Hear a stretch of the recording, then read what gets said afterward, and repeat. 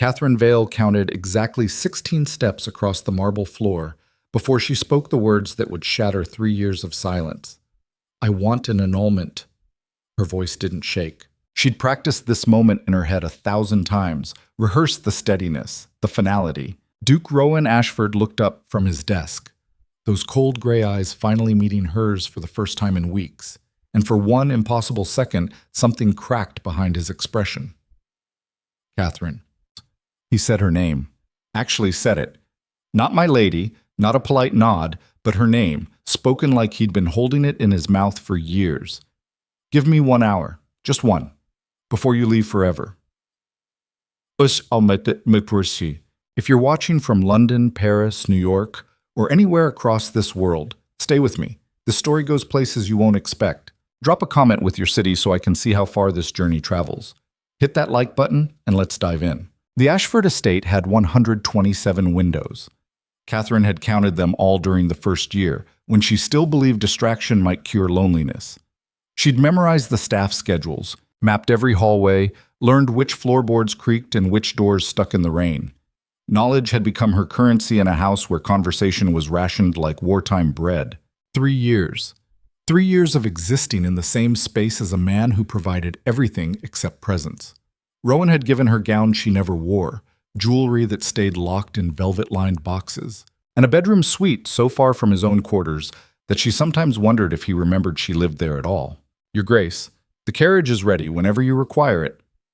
Mrs. Hewell, the head housekeeper, appeared in the doorway of Catherine's sitting room, her face carefully neutral. The old woman had perfected the art of seeing everything while acknowledging nothing. "Thank you, Mrs. Hewell." Catherine folded another chemise into her traveling trunk. Catherine folded another. Her hands moved with mechanical precision, though her pulse hammered against her throat. "I won't be needing it just yet." "Of course, madam." A pause. "If I may—" "You may not." Catherine's voice came out sharper than intended. She softened it. "I'm sorry. I can't hear reasons why I should stay. Not today." Mrs. Hewell's mouth pressed into a thin line, but she nodded and withdrew. Catherine listened to her footsteps fade down the corridor, then sat heavily on the edge of her bed, gripping the carved post until her knuckles went white. The decision had calcified over months, small indignities accumulating like ice, each one thin as paper, but together forming something impenetrable. The separate breakfast tables. The social events attended alone while Rowan cited business. The way he'd looked through her at dinner parties, his gaze sliding past as if she were furniture. Last month had been the breaking point. Lady Margot Wycliffe's garden party. Catherine had spent weeks preparing, chosen the perfect dress, memorized topics of conversation, steeled herself for another performance of the Contented Duchess. She'd stood in the rose garden making pleasant small talk when Rowan had walked past her. Not past, through the space she occupied, as if she generated no more resistance than air. He'd greeted Lady Margot warmly, complimented her roses, laughed at some remark Catherine couldn't hear, and never once glanced at his wife. Catherine had excused herself, walked to the far end of the garden where ancient oak trees blocked the view from the party, and permitted herself exactly 2 minutes of tears.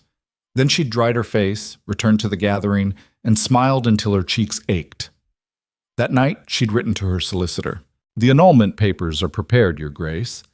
Mr. Carstairs had been her father's man before his death, one of the few connections to her old life that hadn't withered. "Given the particular circumstances of your marriage, there are grounds: lack of consummation, emotional abandonment, breach of marital obligations." Catherine had stared at the list, feeling something like shame curl in her stomach. How long will it take? With the Duke's cooperation? Perhaps 6 months, without— Carstairs had adjusted his spectacles. Years, possibly, and considerably more expensive. He'll cooperate. Catherine had spoken with more certainty than she felt. "I doubt he'll even notice I'm gone." Now, watching rain streak down her bedroom window, she wondered if that was true. Rowan inhabited the estate like a ghost, present but intangible, leaving only evidence of his existence. Papers on his desk bearing his distinctive handwriting, the faint smell of his cologne lingering in hallways. Servants redirected by orders she never heard him give. A marriage of phantoms. Catherine's mother had died when she was 12, leaving her with two pieces of advice: marry well and never let them see you cry. She'd managed one out of two. The Vale family's fortunes had been respectable but fading when the Duke of Ashford had made his unexpected offer. Catherine had been 19, flattered by the attention of a man 8 years her senior, dazzled by his title and wealth. The courtship had been brief. Rowan had been. Not warm, but correct. Attentive in company. He'd asked about her interests, remembered details. She'd convinced herself that his reserve was merely the British upper-class manner, that affection would develop after marriage. The wedding had been spectacular, 700 guests, flowers shipped from 4 countries. Catherine had felt like a princess in her silk gown, walking down the aisle toward a man who looked at her like she mattered. That look had lasted exactly through the wedding breakfast. Their wedding night had been the first shock. Rowan had escorted her to her chambers, not his, kissed her hand with impersonal courtesy, and wished her good night. Catherine had waited in her bridal trousseau, confusion slowly curdling into humiliation, until finally she'd undressed herself and climbed into bed alone. She told herself it was nerves, that he was being gentlemanly, giving her time. But days became weeks, became months, and Rowan remained as distant as a star, visible but untouchable. Perhaps he has a mistress, her friend Annabelle had suggested over tea 6 months into the marriage. Most men of that class do, but there was no mistress. Catherine had looked, in the desperate way of the abandoned, searching for explanations. No unexplained absences, no perfumed letters, no rumors from the servants, just nothing. As if Rowan had installed her in his house and then forgotten why. The worst part wasn't the loneliness, it was the doubt, the constant internal interrogation. What had she done wrong? Was she too young, too unsophisticated? Had she disappointed him somehow? Said the wrong thing at the wrong moment during their brief courtship? "Stop it," Catherine whispered to her reflection in the rain-dark window. "Stop making it your fault." That was the real reason she had to leave. Not the neglect itself, but what it was doing to her, the way she'd started to disappear even from herself, becoming smaller and quieter, as if reducing her presence might finally make her worthy of his attention. She'd rather be alone and whole than partnered and erased. The clock on the mantel struck 4. Catherine pulled her traveling cloak from the wardrobe, fastened it with hands that barely trembled. The annulment papers were in her reticule, along with enough money to reach her aunt's house in Bath. She'd sent a letter ahead. Aunt Margaret would take her in, ask no questions until Catherine was ready to answer. The plan was simple: present the papers, request his signature, leave. No dramatics, no accusations. Just a clean surgical cut through the legal ties binding her to a man who'd never wanted her in the first place. Catherine descended the main staircase, trailing her fingers along the banister she'd gripped so tightly 3 years ago when she'd first entered this house as a bride. The marble foyer echoed with each footstep. Afternoon light filtered through the domed skylight, painting everything in shades of pearl and shadow. Rowan's study was at the far end of the east wing. Catherine had been inside exactly twice, once during a tour of the house after their wedding, and once 6 months ago when she'd needed him to sign papers for her father's estate settlement. Both times he'd been cordial and brief, treating her like a banker might treat a client. She knocked. No answer. Knocked again, louder. "Enter!" His voice muffled by the heavy oak door. Catherine pushed it open. The study was exactly as she remembered. Walls lined with books, a massive desk positioned to face the windows overlooking the east gardens, leather chairs arranged before an unlit fireplace. Rowan sat behind his desk, silhouetted against the gray afternoon light, papers spread before him. He didn't look up. Catherine crossed the threshold. 1 step. 2. The Aubusson carpet muffled her footsteps, but surely he could hear her breathing, her skirts rustling. She kept walking. 10 steps. 12. 14. Rowan! She used his Christian name deliberately, a small rebellion. Nothing. His pen continued scratching across paper. 15 steps. 16. "I want an annulment." The pen stopped. For several seconds, the only sound was rain against glass. Then Rowan's head lifted, and he looked at her. Actually looked, his gray eyes locking with hers in a way that sent shock through her system like touching ice. "Catherine." Her name in his mouth, shaped with something that sounded almost like pain. She forced herself to breathe. "I have the papers prepared. I need your signature." She set her reticule on his desk extracted the documents with hands that had decided to shake after all. My solicitor says with your cooperation, we can have this resolved within 6 months. Rowan stood. He was taller than she remembered, or perhaps she'd trained herself to look away, to not fully see him. He wore no jacket, just shirt sleeves and a waistcoat, his dark hair slightly disheveled as if he'd been running his hands through it. You want to leave? He spoke it flatly, not a question. Yes. Why now? After 3 years, why now?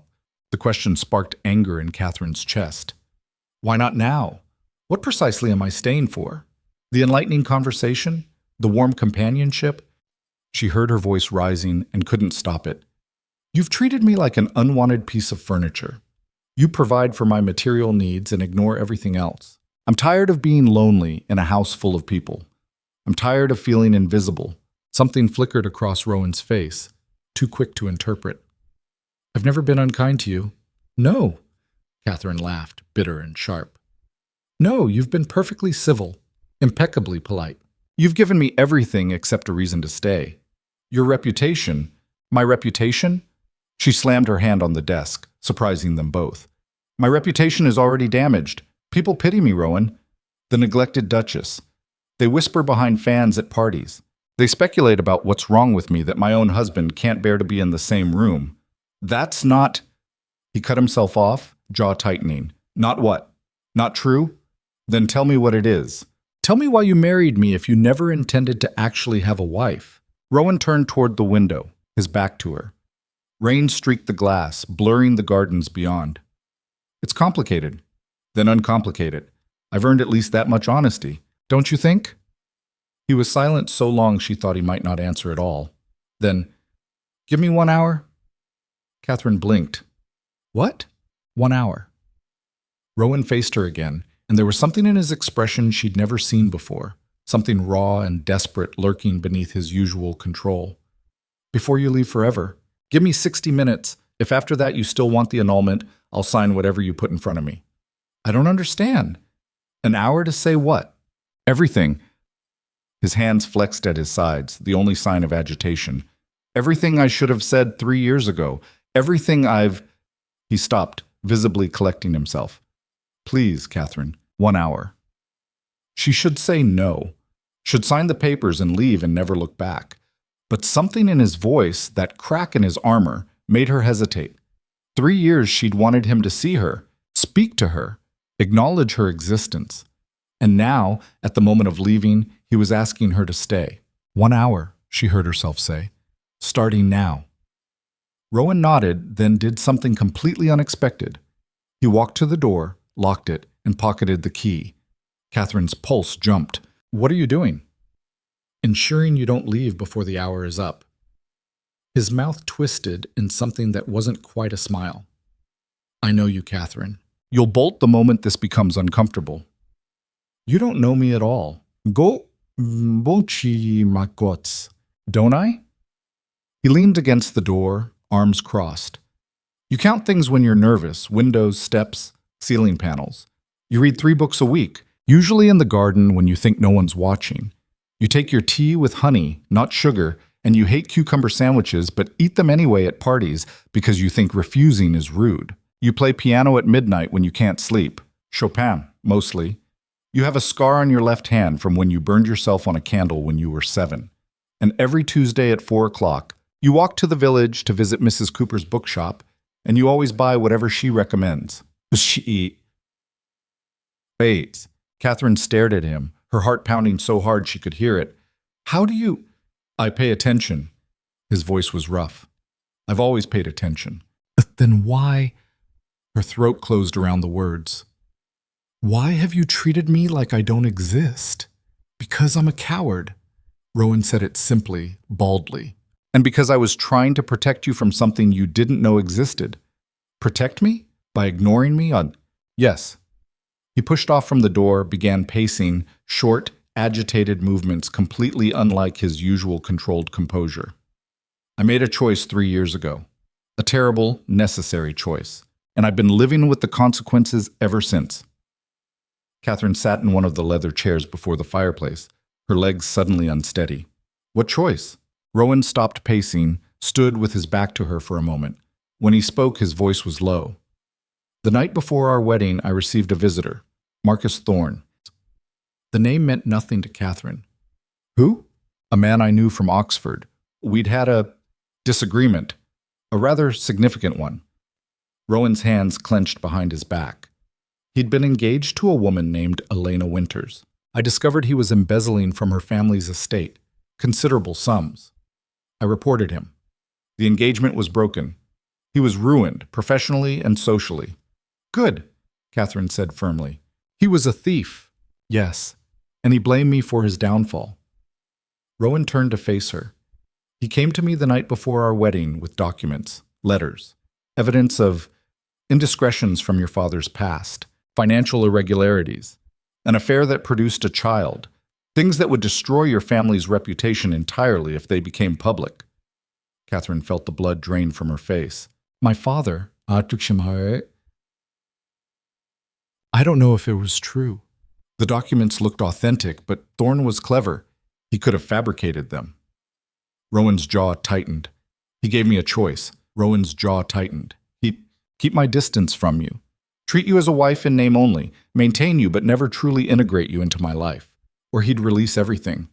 Ruin your family name. Make you a social pariah. So you...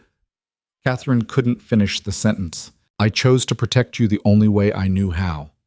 Rowan's voice was hollow. I gave you everything material and nothing personal. Kept you at arm's length.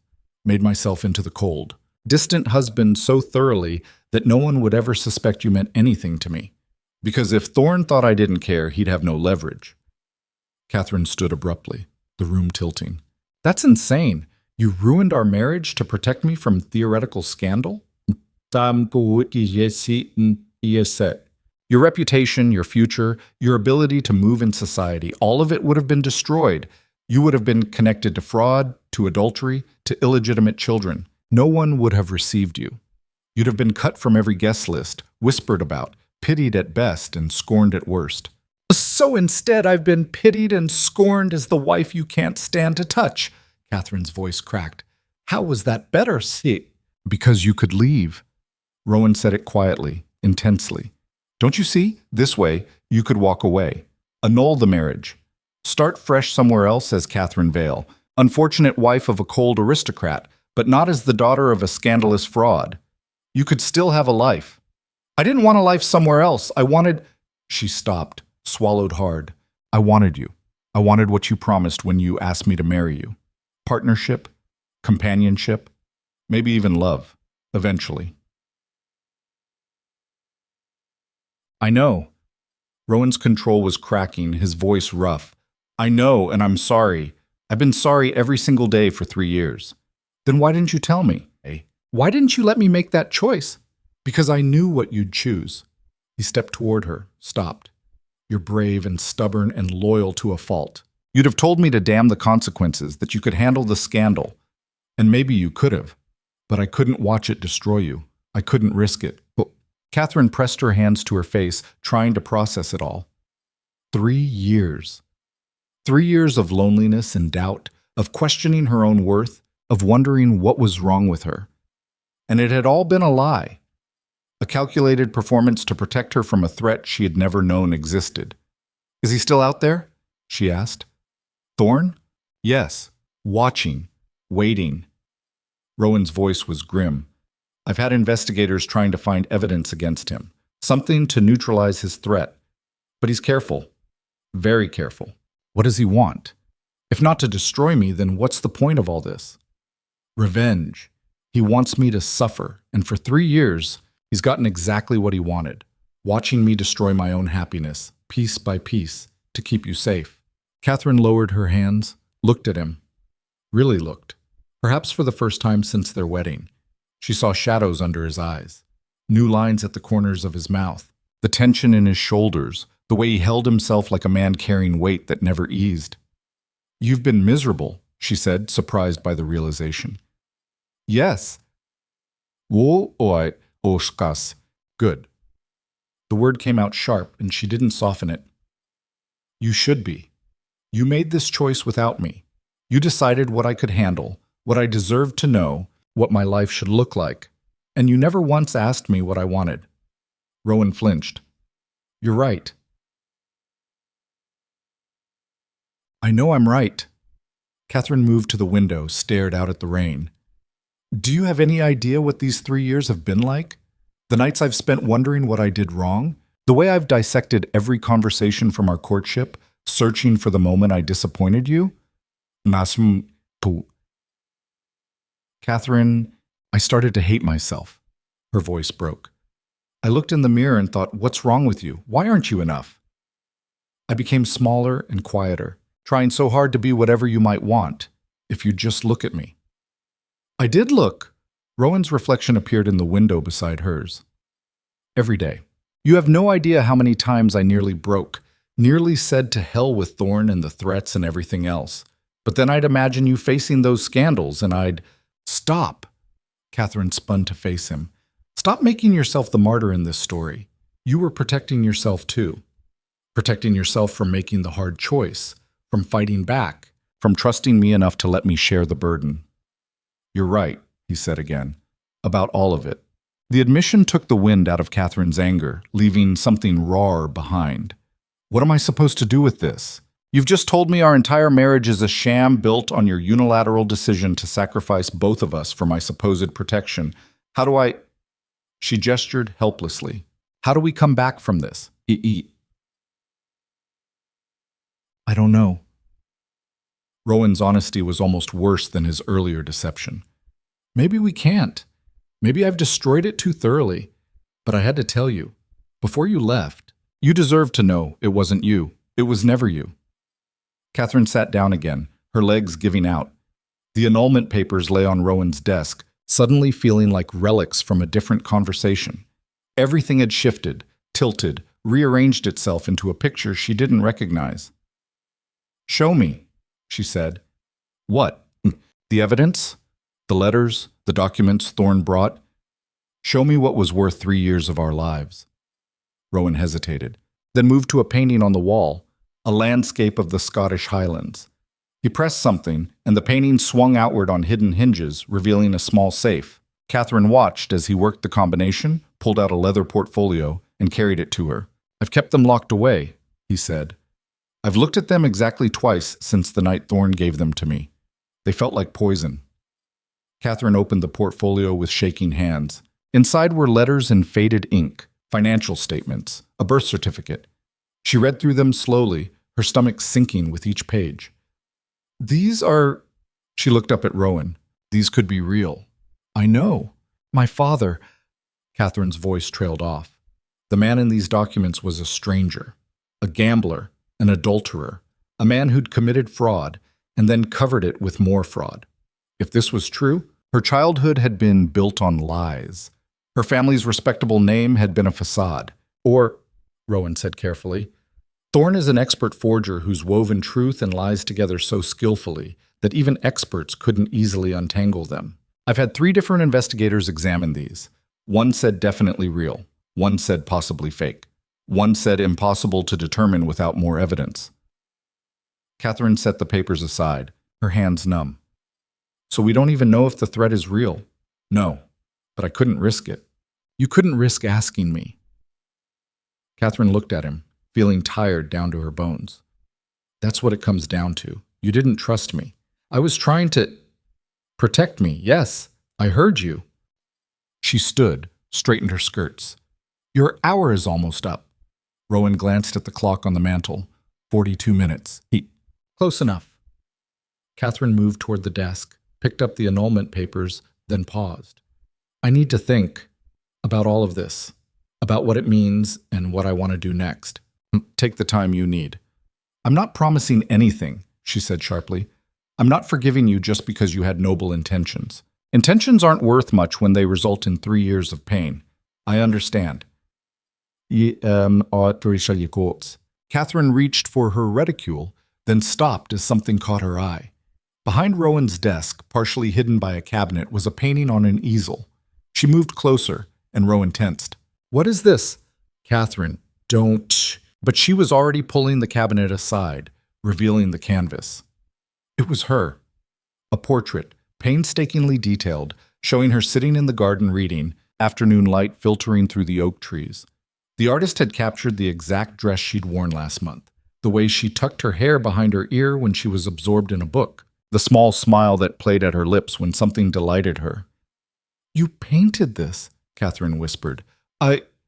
Yes. When? "Over the last few months." Rowan sounded uncomfortable. "I paint sometimes, to think."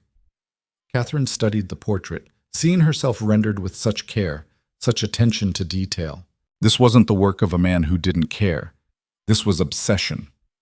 "What else?" "What? What else are you hiding?" She looked around the study with new eyes. "Show me. All of it." Rowan exhaled slowly, then went to a drawer in his desk. He pulled out a stack of papers. Not documents, but letters. Dozens of them, all sealed. He handed them to Catherine. "I wrote to you," he said quietly, "almost every day. Things I wanted to say but couldn't. Everything I was feeling, thinking. I'd write them and seal them and put them away." Catherine's hands shook as she took the letters. The top one was dated 3 days after their wedding. She broke the seal, unfolded it, read Rowan's distinctive handwriting. "My dear Catherine, today at breakfast you smiled at the footman who brought your tea, and I watched the way it lit your entire face. I wanted to tell you that your smile is the most beautiful thing I've ever seen, that every time you walk into a room, the air changes, that I'm already regretting the choice I've made, even though I know it's the only way to keep you safe. I'm sorry. I'm so desperately sorry. You deserve better than this, better than me." Catherine looked up at Rowan, tears blurring her vision. 3 years. 3 years, he confirmed. Every letter I couldn't send, every conversation we didn't have. It's all there. "This doesn't fix anything," Catherine said, but her voice was softer now. "You still lied, still made choices that weren't yours to make alone. I know, but it's something." She held the letters against her chest. It's something. The clock chimed 5 times. The hour was up. Catherine looked at Rowan, at the man she'd married and never known, at the stranger who'd somehow been watching her all along. "I'm not leaving today," she said finally. "But I'm not staying as your wife. Not yet. Maybe not ever. I need time to figure out who you actually are, and who I am without 3 years of hurt clouding everything." "What are you proposing?" "A truce. We live in this house as, I don't know, not strangers, not quite friends, but 2 people trying to figure out if there's anything salvageable here." She met his eyes. "And if there's not, I still want that annulment, with your cooperation. And if there is?" Catherine didn't answer that. Couldn't. Instead, she gathered the letters, the papers, and her resolve. "I'm going to my rooms. I need to think. Don't follow me. Don't send notes. Give me space to process this." "Of course." She walked to the door, waited as Rowan unlocked it. As she stepped into the hallway, he spoke again. "Catherine?" She looked back. "Thank you," he said quietly. "For the hour. For listening. For not leaving immediately." Catherine nodded once, then walked away. Behind her, she heard the study door close with a soft click. She made it to her own rooms before the tears came. Not sad tears exactly, but something more complicated. Grief for 3 years lost. Anger at choices made without her consent. And underneath it all, something terrifyingly fragile that might have been hope. Hewell appeared in her doorway. "Shall I have the carriage sent away, Your Grace?" "Yes," Catherine said. "I'm staying, for now." The housekeeper's face remained neutral, but something flickered in her eyes. Relief, perhaps, or approval. "Very good, madam. Dinner at 8? I'll take a tray in my room." When she was alone, Catherine spread the letters across her bed, dozens of them, spanning 3 years. She picked one at random from a year ago and read, "I saw you in the music room today. You were playing that Chopin nocturne, the one in C-sharp minor. Your hands moved across the keys like you were speaking in a language I'll never understand. I stood outside the door for 20 minutes, just listening. When you finished, you sat very still for a moment, and I wondered what you were thinking. I always wonder what you're thinking. Sometimes I imagine walking into that room, sitting beside you on the bench, asking you to teach me. In my imagination, you don't flinch away or ask why I'm suddenly interested. You just smile and place my hands on the keys and show me how to make something beautiful. but I never opened the door because I don't deserve that moment. I don't deserve any of this. Still yours, though you don't know it, R. Catherine set the letter down, picked up another, and another. Reading her husband's secret heart laid bare in ink and loneliness. He'd been miserable, watching her, wanting her, denying himself and her in the name of protection. And she'd been doing the same thing, watching, wanting, wondering. 3 years of parallel agonies, never touching, never speaking. Damn you, Rowan, Catherine whispered to the empty room. Damn you for thinking I was too weak to fight my own battles. Untouchable. But even as she said it, she thought of the portrait. The hours he must have spent observing her, capturing each detail. The way he'd known about the bookshop, the tea, the piano. He'd been paying attention the whole time. Just from a distance, he thought was safe. Catherine gathered the letters, locked them in her own desk, and sat by the window as evening fell. The rain had stopped, leaving the gardens glistening. Somewhere in this house, Rowan was probably in his study, wondering if he'd made things better or worse. She didn't know either. But for the first time in 3 years, they were at least being honest with each other. It was a start. Catherine didn't sleep that night. She read letters until her eyes burned and the candles guttered low, then lay in the dark, listening to the house settle around her. Somewhere down the hall, she heard footsteps, Rowan's distinctive gait pacing, back and forth, back and forth. At 3 in the morning, the footsteps finally stopped. She rose at dawn, dressed herself without calling for her maid, and went down to the breakfast room. The table was set for one, as always. Catherine sat in her usual chair and waited. 20 minutes later, Rowan appeared in the doorway. He stopped when he saw her, clearly not expecting company. "May I join you?" he asked. "It's your house. It's our house." He said it quietly, but firmly, and sat across from her. The footman brought coffee, then retreated. They sat in silence, the clink of silverware unnaturally loud. Catherine broke first. "I read 37 of your letters last night." Rowan's cup paused halfway to his mouth. And you're an idiot." She said it conversationally, like commenting on the weather. "A well-meaning, noble-intentioned, self-sacrificing idiot. That's fair, ikshi. Stop agreeing with me, it's unsettling." Catherine set down her fork. "I need to see the documents again, the ones Thorne brought." "Why?" "Because if we're going to fix this mess, I need to understand exactly what we're dealing with. You've spent 3 years trying to protect me from information. That ends now." Rowan studied her for a long moment. "You're planning something. I'm planning to stop being a victim." Catherine met his eyes. "You made choices for me. Thorne made threats against me. My father, if these documents are real, made decisions that put me in this position. I'm done being something that happens to. I want to be someone who acts. Catherine, don't." She held up a hand. "Don't tell me it's too dangerous. Don't tell me you'll handle it. If I'm staying in this marriage, and I haven't decided if I am, then I'm staying as your partner, not your protected bird in a gilded cage." Something shifted in Rowan's expression. Not quite a smile, but close. "You've changed." "No, I've just stopped pretending to be smaller than I am." Catherine stood. "After breakfast, we're going to your study. You're going to tell me everything you know about Marcus Thorne, every detail. And then we're going to figure out how to destroy him." "We?" "Yes, we. Unless you'd rather I do it alone." Rowan stood as well, and for the first time since their wedding, he smiled at her. Really smiled, the expression reaching his eyes and softening the harsh lines of his face. "I wouldn't dream of it."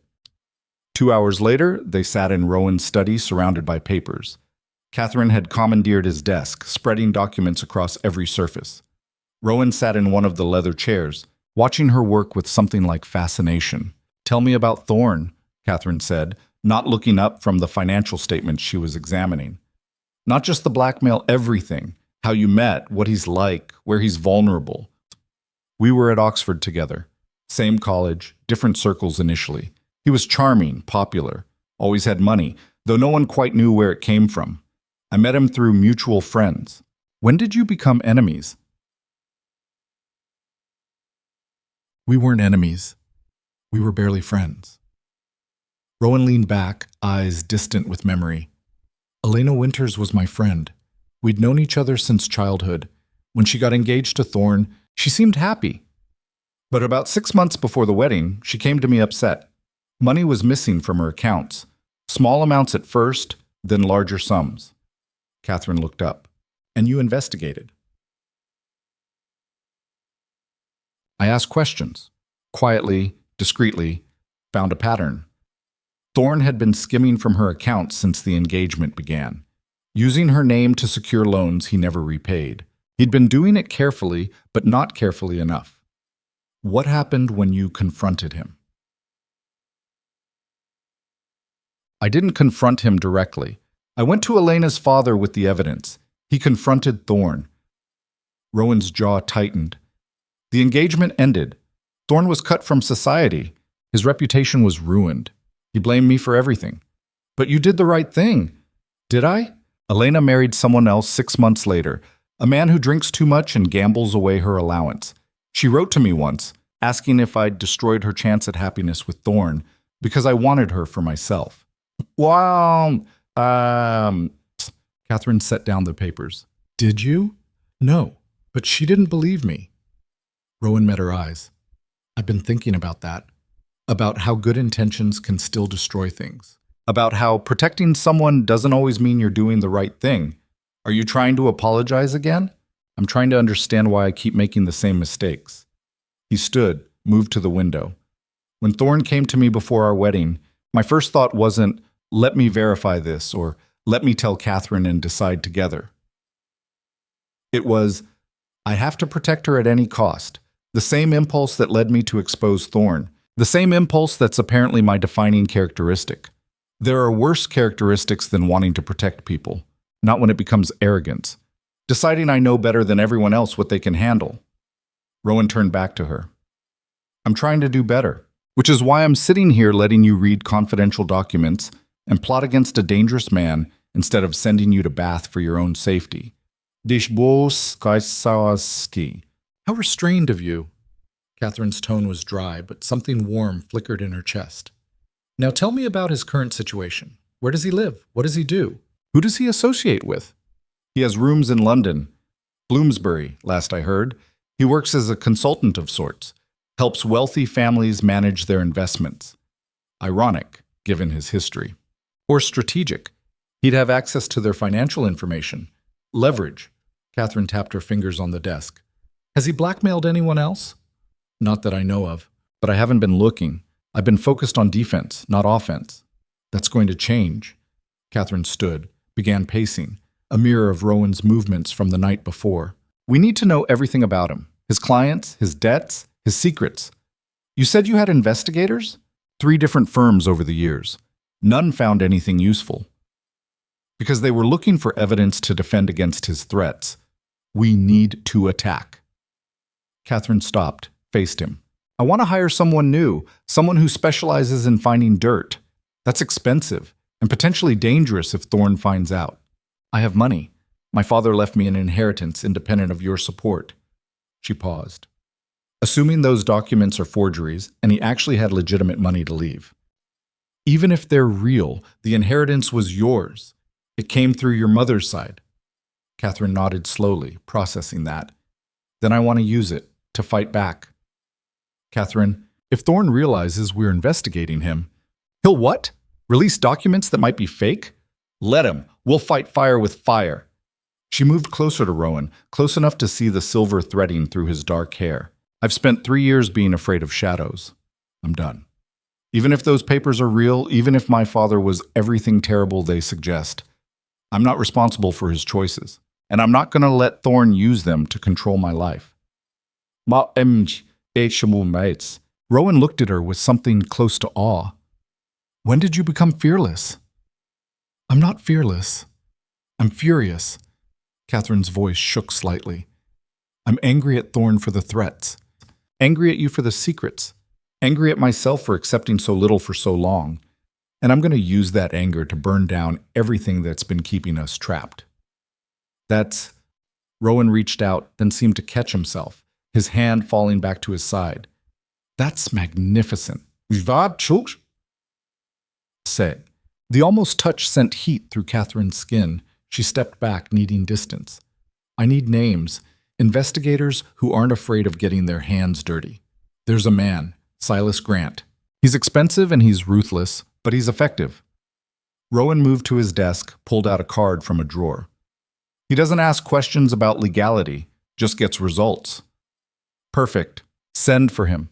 Catherine, are you sure? Once we start this, we're already in it. We've been in it for 3 years. The only difference is now we're fighting back instead of cowering. She took the card, studied the plain black lettering. How soon can he be here?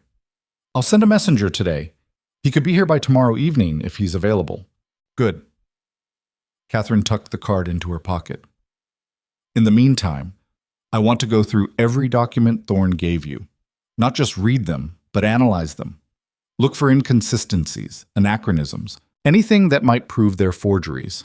They worked through lunch, Catherine making notes while Rowan explained the context of each document. The letters supposedly from her father were dated over a span of 15 years. The financial records showed a pattern of embezzlement and fraud. The birth certificate for an illegitimate child, a daughter named Sarah, born 23 years ago. If this is real, Catherine said slowly, I have a sister, half-sister, and that's a significant if. But possible. Catherine stared at the birth certificate. My father traveled frequently when I was young. Mother used to make excuses for his absences. I thought it was business. It might have been business. Or it might have been this. Catherine set the certificate down carefully, as if it might shatter. If she exists, I want to find her. Catherine. Not to confront her, not to cause trouble. Catherine looked at Rowan. But if my father wronged her mother, if there's a young woman out there who's suffered because of his choices, I want to know. I want to help if I can. That's incredibly generous, considering what this information has cost you. It's not generous. It's selfish. Catherine's smile was bitter. I need to know the truth. All of it. Not the version Thorne wants me to believe, not the version you were trying to protect me from. The actual, complicated, messy truth. A knock at the door interrupted them. Mrs. Hewell entered with a card on a silver tray. Forgive the intrusion, Your Grace, but you have a visitor, a Lady Margot Wycliffe. Is it? Catherine and Rowan exchanged glances. Lady Margot, the woman whose garden party had been Catherine's breaking point. Show her to the drawing room, Catherine said. I'll be there in a moment. When Mrs. Hewell left, Rowan stood. Do you want me to come with you? No, she'll expect me alone. You appearing suddenly would raise questions. Catherine smoothed her skirts. But leave your study door open. If I scream, come running. That's not funny. I'm not joking. Catherine headed for the door, then paused. Rowan, thank you for trusting me with this. I should have trusted you 3 years ago. Yes, but you're trusting me now. That's something. Catherine found Lady Margot standing in the drawing room examining a porcelain figurine. She was impeccably dressed as always, her auburn hair arranged in elegant curls, her expression pleasantly neutral. Lady Margot, what a surprise. Catherine, darling. Margot set down the figurine and smiled. I hope I'm not intruding. I was passing through and simply had to stop. Passing through to where, Catherine wondered. The Ashford estate wasn't on the way to anywhere. Of course not. Please sit. Shall I ring for tea? That would be lovely. They settled into the familiar ritual. Tea poured, into pleasantries exchanged. Catherine waited. Margot hadn't come for no reason. I wanted to apologize, Margot said finally, for my garden party last month. I'm afraid things were rather chaotic. I didn't get to speak with you properly. There's nothing to apologize for. It was a beautiful event. You left early. I worried you were unwell. Catherine sipped her tea, buying time. What was Margot fishing for? Just a headache, the sun, you know. Of course. Margot's smile didn't reach her eyes. I couldn't help but notice the Duke seemed rather distant that day. Barely acknowledged you, as I recall. There it was. Catherine set down her cup carefully. Rowan had business on his mind. He can be quite focused when there are matters that require his attention. Quite focused indeed. Some might even say preoccupied to the point of rudeness. Is there something you wanted to say, Margot? The pretense dropped. Margot leaned forward slightly, her voice lowering. I wanted to warn you. People are talking about your marriage, about the Duke's coldness toward you. There are rumors. There are always rumors. These are different, specific. Margot paused. There's talk that the Duke is being blackmailed, that he's keeping you at distance because of some threat. Catherine's blood went cold. That's absurd. Where would such a ridiculous story come from? Oh, c'est parce que... I don't know, but it's spreading, and I thought you should be aware. Margot's expression softened slightly. I like you, Catherine. I've always thought you deserve better than this cold marriage. If you need help, if you need someone to talk to. Thank you. Catherine forced warmth into her voice. But truly, there's nothing wrong. Rowan and I are perfectly fine. Are you? Because if someone were threatening you or using you as leverage, us, Margot. Catherine stood, forcing the other woman to rise as well. I appreciate your concern, but you're worrying over nothing. Now, if you'll excuse me, I have matters to attend to. She guided Margot firmly toward the door. The older woman went reluctantly, still talking. If you change your mind, if you need anything, I'll know where to find you. Safe travels.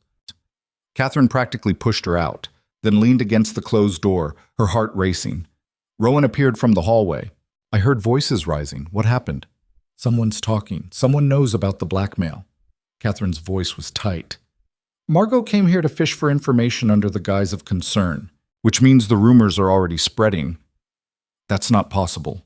No one knows except us and Thorne. Then Thorne is talking, carefully, subtly, but he's putting the story out there. Catherine pushed off from the door, began pacing. Why now? After 3 years of silence, why start spreading rumors? Rowan's face went grim. Because you asked for an annulment. He knows you're moving to leave. He's escalating. But to what end? If the rumors spread, it undermines his leverage. People will be prepared for whatever documents he releases. Unless... Rowan stopped. Unless he's not planning to release them. Unless he's planning something worse. Like what? I don't know, but we need to find out quickly. Rowan headed for his study. I'm sending that messenger now. We need Silas Grant here as soon as possible. Catherine followed him. We need more than that. We need to control the narrative. If rumors are spreading, we need to get ahead of them. How? I don't know yet, but I'm thinking. Catherine watched Rowan write the urgent message to Grant. How well do you know Margot Wycliffe? Not well. We move in the same circles, but we're not close. Why? Because she came here asking very specific questions. Either she's a spectacular gossip who got lucky, or someone sent her to probe. Catherine chewed her lip. Does she have any connection to Thorne? Not that I know of. But that doesn't mean much. Thorne is good at hiding his connections. We need to find out. If he's using her as a messenger or a spy... Catherine stopped as a thought struck her. What if it's worse than that? What if he's recruited allies? People in our circle who would benefit from our downfall? That's paranoid. Is it? You exposed him, ruined him. He's had 3 years to plot revenge. Do you really think he's been sitting idle? Rowan sealed the letter to Grant, handed it to the footman who'd appeared at the door. When they were alone again, he turned to Catherine. What are you suggesting? I'm suggesting we assume the worst. That Thorne has been building his own network. Finding people who'd be happy to see the Duke of Ashford humiliated. Using them to spread rumors, gather information, isolate us. Catherine moved to the window, looked out at the gardens where she'd spent so many lonely hours. We've been playing defense. He's been playing a much longer game. Then we changed the rules. Rowan came to stand beside her. We go on offense, like you said. We find his weaknesses and we exploit them ruthlessly. Yes, but we need to be smart about it. If he's watching us, and he must be, to know about the annulment papers, then we need to assume everything we do is observed. Catherine turned to face him. We need to appear normal. Maintain the fiction of the cold marriage while we investigate in secret. That means more distance between us in public. Yes. Something flickered across Rowan's face. Disappointment, maybe. I've just started being honest with you. You want me to go back to pretending you don't matter? Only in public. In private. Catherine hesitated, then made a decision. In private, we work together as partners. No more secrets. No more secrets, Rowan agreed. Even if the truth is uncomfortable. Especially then. Catherine held out her hand. Deal? Rowan looked at her outstretched hand for a long moment, then took it. His grip was warm, firm. Deal. They shook on it, formal as a business agreement. But when Rowan's thumb brushed across her knuckles, deliberate or accidental, Catherine couldn't tell. Heat sparked up her arm. She pulled away, unsettled. I should change for dinner, she said. We're expected at the Harringtons tonight. Cancel it, given what Margot said. No, we go, we smile, we act like everything is normal. Catherine straightened her shoulders. That's the role we're playing now. You can manage that, can't you? I've had 3 years of practice. Good. Because I need you to be very convincing tonight. Distant, but polite. We can't give anyone ammunition. The dinner party was exactly as tedious as Catherine expected. Lord and Lady Harrington had invited 24 guests to their London townhouse. Catherine and Rowan arrived separately. He came directly from a meeting, she from visiting a modiste, and barely acknowledged each other beyond a polite nod. Catherine found herself seated between an elderly baron who was mostly deaf and a young man who talked endlessly about his hunting dogs. She smiled and nodded and said appropriate things while watching Rowan across the table. He was laughing at something Lady Harrington said, perfectly at ease, giving no indication that his marriage was crumbling or that he was being blackmailed. Halfway through the third course, Catherine excused herself to powder her nose.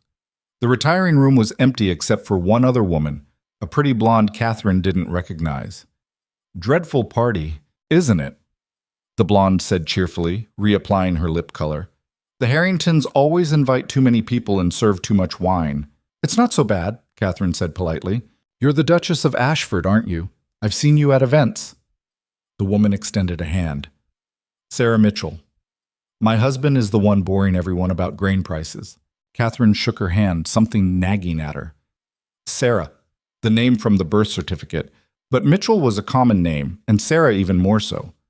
Pleasure to meet you. How long have you been married? 6 months, still adjusting to being a wife. Sarah smiled. You've been married longer, haven't you, to the Duke? 3 years. You must give me advice.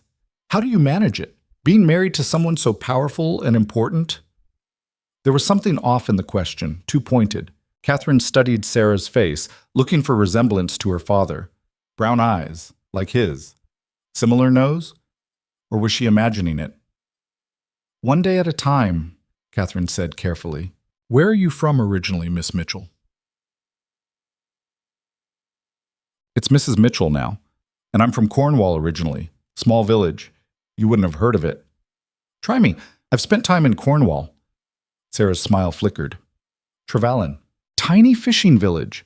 Nothing there but rocks and rain. The name meant nothing to Catherine, but Sarah's discomfort was obvious. She was lying about something. I should get back, Catherine said. My husband will wonder where I've gone. Will he? Sarah's tone was knowing. I've heard he rarely notices your comings and goings. There it was. The strike. Catherine kept her expression pleasantly neutral. You shouldn't believe everything you hear, Mrs. Mitchell. People do love to gossip. She left before Sarah could respond, her mind racing. The name, the age. Sarah would be 23. The same age as the birth certificate claimed. Cornwall, where her father had property. It could be coincidence, or it could be Thorne's next move. Catherine found Rowan in the library, ostensibly examining their host's book collection, but really standing alone by the window. We need to leave, she said quietly. Now. What happened? I'll tell you in the carriage. Make an excuse. Say I'm unwell. 20 minutes later, they were in Rowan's carriage heading back to the estate. Catherine pulled the curtains closed and turned to him. There was a woman at the party, Sarah Mitchell, 23 years old from Cornwall, married 6 months ago. She watched his face. She knew about our cold marriage, made pointed comments. And her name is Sarah. You think she's your father's illegitimate daughter? Maybe. Or maybe Thorne hired an actress to play the part and unsettle me. Catherine gripped her reticule. Either way, he's escalating. Margot this morning, Sarah tonight. He's closing in. Sweet. Rowan swore, low and vicious. We need Grant. We need information. We need more than that. We need to take control of this situation before Thorne backs us into a corner we can't escape. Catherine leaned forward. What would hurt him most? Not legally, we don't have time for that. But socially, what would destroy him the way he's trying to destroy us? Exposure. If people knew he was a blackmailer, what? They'd never believe it without proof. And we don't have proof. Catherine thought hard. What else? What does he want more than revenge? Money, status, the things he lost when I exposed him. Then we threaten those things. We make it clear that if he continues, we'll destroy whatever life he's rebuilt. Catherine met Rowan's eyes. We need leverage, real leverage, the kind that makes him back down instead of pushing harder. That could take weeks to find. We don't have weeks. Then we bluff. Catherine said it firmly. We convince him we already have something. We make him think we're one step ahead. That's incredibly risky. Everything is risky now. He's already escalating. We can either cower and wait for him to strike, or we can make him think twice. Rowan studied her in the dim light of the carriage. 3 days ago, you wanted an annulment and a quiet life in Bath. Now you're proposing we wage psychological warfare against a man who's proven he'll go to extremes. 3 days ago, I didn't know the truth. Now I do. Catherine's voice was steel. I'm not running anymore. I'm fighting back. Are you with me or not? I'm with you. Rowan reached across the space between them, took her hand. Whatever happens, I'm with you. His hand was warm in hers, steady. Catherine looked down at their joined fingers, feeling something shift in her chest. This was partnership. This was what she'd wanted 3 years ago without knowing how to name it. The carriage hit a rut, jolting them. Catherine's shoulder bumped against Rowan's. Neither pulled away. They sat like that for the rest of the ride, hands clasped, shoulders touching, moving together through the darkness toward whatever came next. When they reached the estate, a messenger was waiting. Rowan took the note, broke the seal, read quickly. Grant can be here tomorrow afternoon. He's bringing preliminary information on Thorne's current activities. Good. Catherine stepped down from the carriage, Rowan's hand steadying her. Then tomorrow we start planning our offensive. Catherine. Rowan still held her hand. If this goes wrong, it won't. But if it does, if Thorne releases those documents, if your reputation is destroyed, then we'll deal with it together. She squeezed his fingers. That's what partners do. She left him standing in the courtyard and went inside. Mrs. Hewell was waiting with a concerned expression. Your Grace, there's been a delivery, a package, no return address. Catherine's stomach dropped. Where is it? In your sitting room. I didn't want to open it without your permission. Catherine climbed the stairs quickly, Rowan following. The package sat on her desk, plain brown paper neatly tied with string, her name written in unfamiliar handwriting. Don't touch it, Rowan said. Let me... But Catherine was already cutting the string, peeling back the paper. Inside was a wooden box. She opened it. A single photograph lay inside. Catherine, sitting in the garden reading. Taken from a distance, but unmistakable. And beneath it, a note in elegant script. How careless to sit in the open without protection. One never knows who might be watching. A friend. Catherine's hand shook as she picked up the photograph. Someone had been on their property. Close enough to capture this image. Close enough to do much worse. He's been here, she whispered. Thorne, or someone working for him. They've been watching us. On our own land. Rowan took the photograph, his face going pale and then flushed with fury. That's it. I'm done playing his game. I'm going to London tonight. I'm going to find him and what? Beat him in the street? That's exactly what he wants. You lose control, you do something rash, and he wins. Catherine grabbed Rowan's arm, forced him to look at her. This is a threat, yes, but it's also a mistake. How is this a mistake? Because he's shown his hand. He's watching us, which means he's close, which means we can find him. Catherine's fear was crystallizing into something sharper. He wants us scared. Let's use that. Let's make him think it worked. And while he's congratulating himself, we find him. We expose him. We end this. Rowan looked at her for a long moment, his breathing still harsh. Then slowly, the rage in his eyes banked to something colder, more controlled. You're right. I know.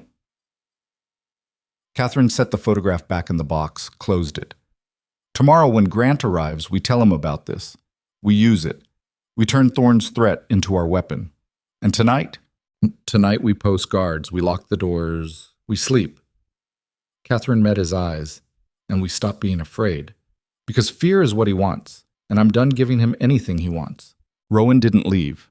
Catherine heard him moving through the house that night, checking locks, speaking with the groundskeeper in low tones, positioning footmen at strategic points. She sat at her window watching shadows shift across the lawn, wondering which ones were guards and which were threats. Sleep came in fragments. Every creak of the house jerked her awake, heart hammering.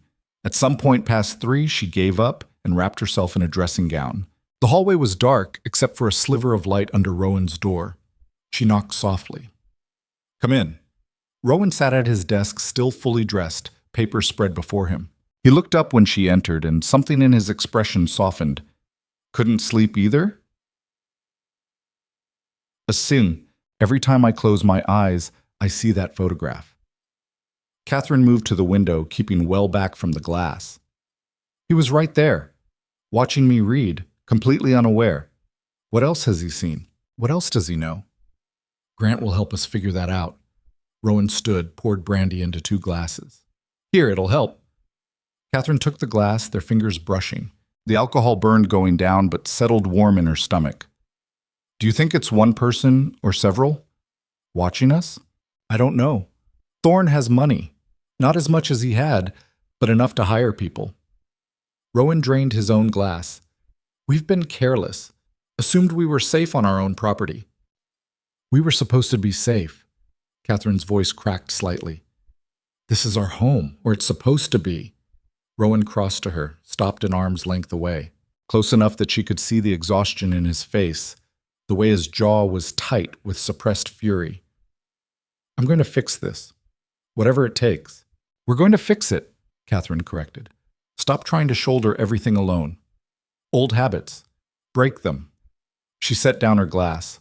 Rowan, I need to know, if this goes badly, if Thorne releases everything and my reputation is destroyed, will you still want this marriage? The question hung between them. Rowan's eyes searched her face. Is that what you think? That I'm only interested in protecting the family name? I don't know what to think. 3 days ago you wouldn't speak to me.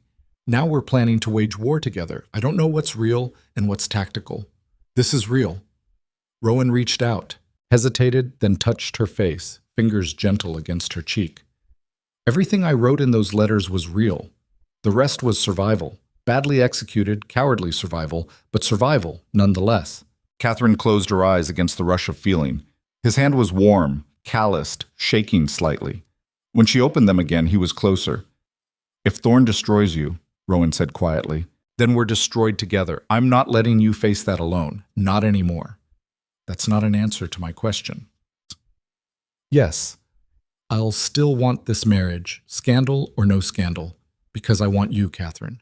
I've wanted you since the day I met you, and 3 years of forcing myself to stay away hasn't changed that. Catherine's breath caught. Before she could think better of it, she stepped forward and kissed him. Rowan went still with shock, then responded. One hand sliding into her hair, the other pulling her closer. The kiss was nothing like their chaste wedding ceremony peck. It was heat and desperation and 3 years of wanting compressed into a single moment. Catherine pulled back, breathing hard. That was a mistake, probably. Rowan's voice was rough. We're in the middle of a crisis. We need clear heads. Agreed. Neither moved. Catherine could feel his heart pounding against her palm, where her hand rested on his chest. This doesn't solve anything. No. Rowan's thumb traced her jaw. But I'm not sorry it happened. Neither am I. Catherine forced herself to step back, putting necessary distance between them. But it can't happen again. Not until this is over. Not until we know if what's between us is real or just adrenaline and proximity. It's real, Rowan said, but I understand. Clear heads. Focus on Thorn. Yes. Catherine moved toward the door, then paused. For what it's worth, I want you to. I have since our wedding night. When you left me alone and I thought I'd done something wrong. I've wanted you every day of this miserable marriage. She left before he could respond, before she could do something else foolish. Back in her own room, she touched her lips, feeling the ghost of that kiss. Then she forced herself into bed, pulled the covers up, and stared at the ceiling until pale light began seeping through the curtains. Silas Grant arrived at precisely 2 in the afternoon.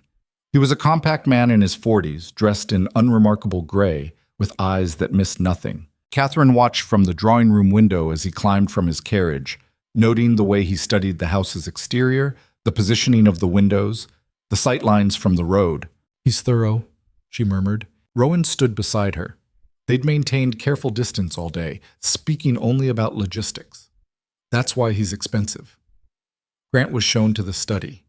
Catherine and Rowan met him there, sitting together behind the desk in a deliberate display of unity.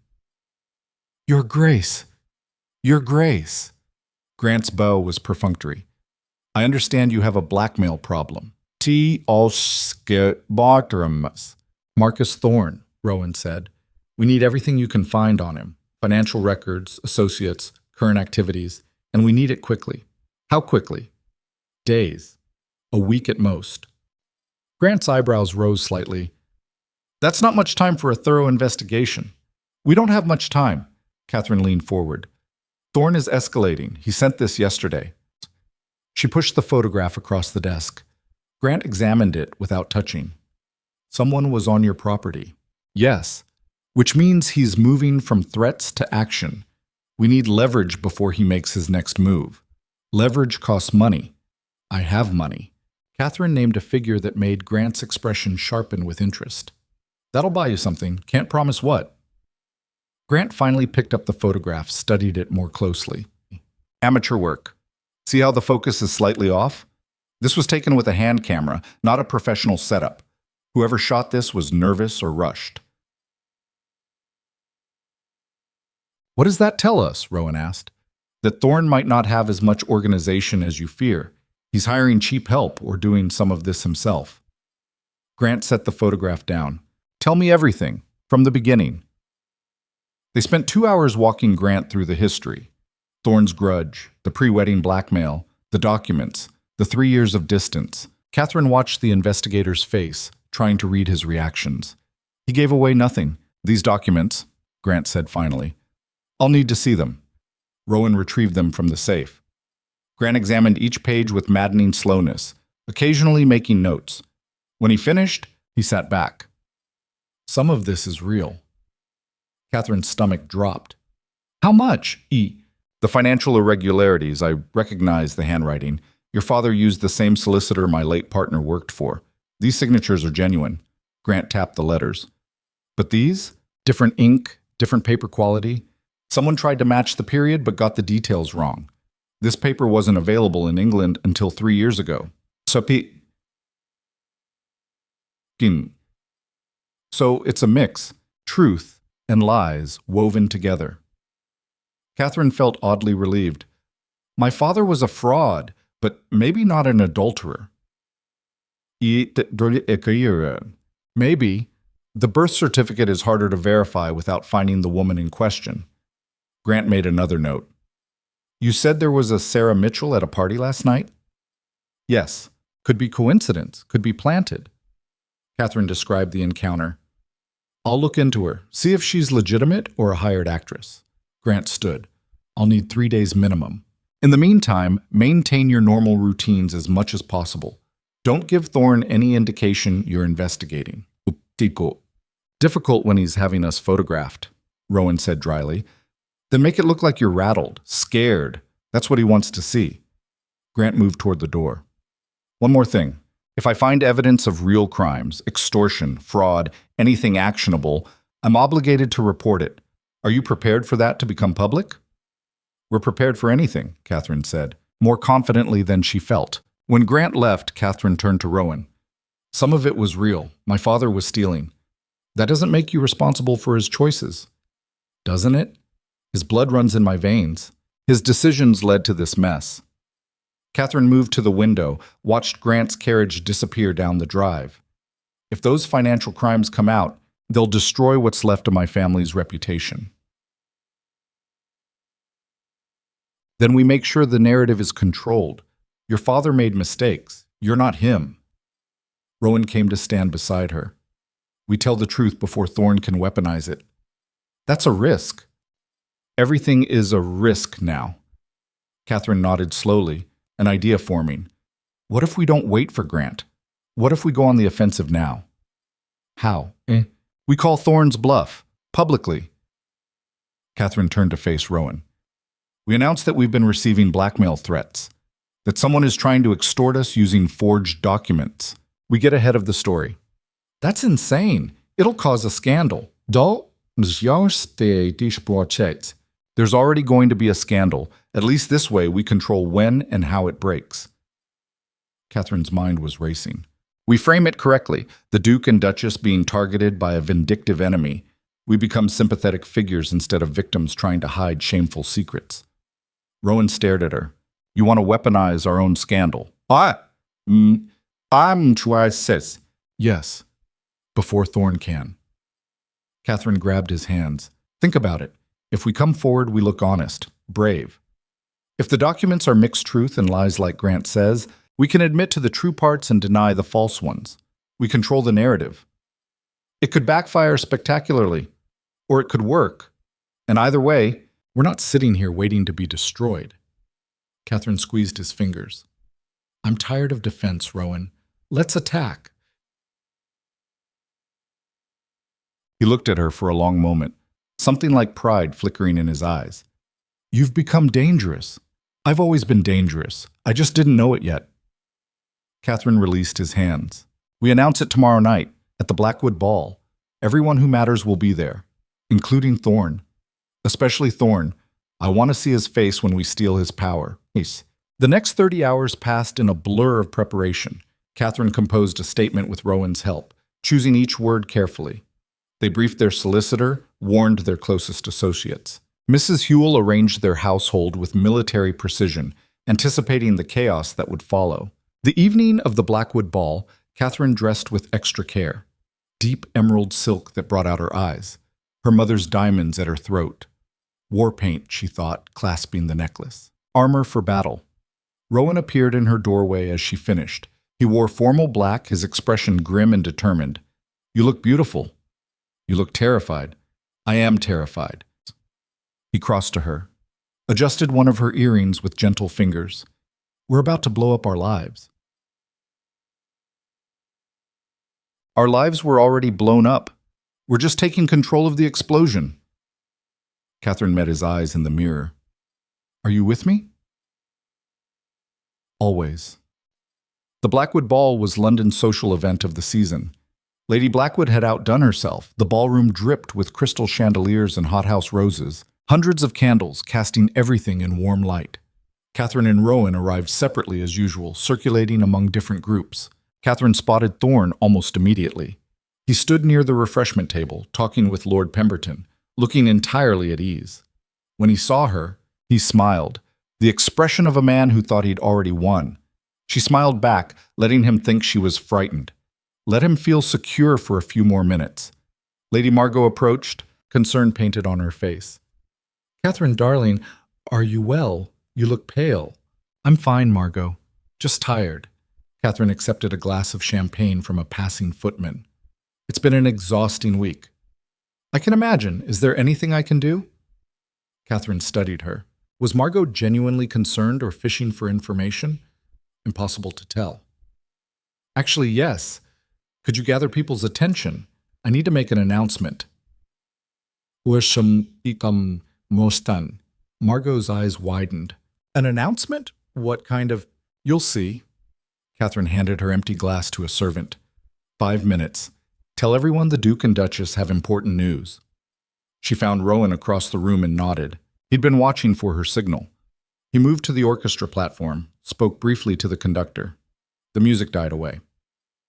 Ladies and gentlemen, Rowan's voice carried across the now silent ballroom. If I could have your attention, please. My wife and I have a statement to make. Ah. Hundreds of faces turned toward them. Catherine climbed the platform steps, her legs steady, despite the adrenaline flooding her system. She stood beside Rowan, close enough to feel the tension in his body. Thank you all for your attention, Catherine began. Her voice was clear, carrying. We know there have been rumors about our marriage, about distance between us, about unusual coldness. We're here tonight to address those rumors and explain their source. She saw Thorn go very still near the back of the room. For the past 3 years, Catherine continued, we have been the targets of blackmail. Someone with a grudge against my husband has been threatening to release damaging documents unless the Duke maintained distance from me. To protect me from scandal, he complied. For 3 years, we have lived as strangers in the same house, sacrificing our happiness to protect my reputation. Gasps rippled through the crowd. Catherine pushed forwards. The blackmailer claimed to have evidence of crimes committed by my late father. Some of that evidence appears genuine. My father was involved in financial irregularities that we are working to make restitution for. But much of it is forged, designed to cause maximum damage.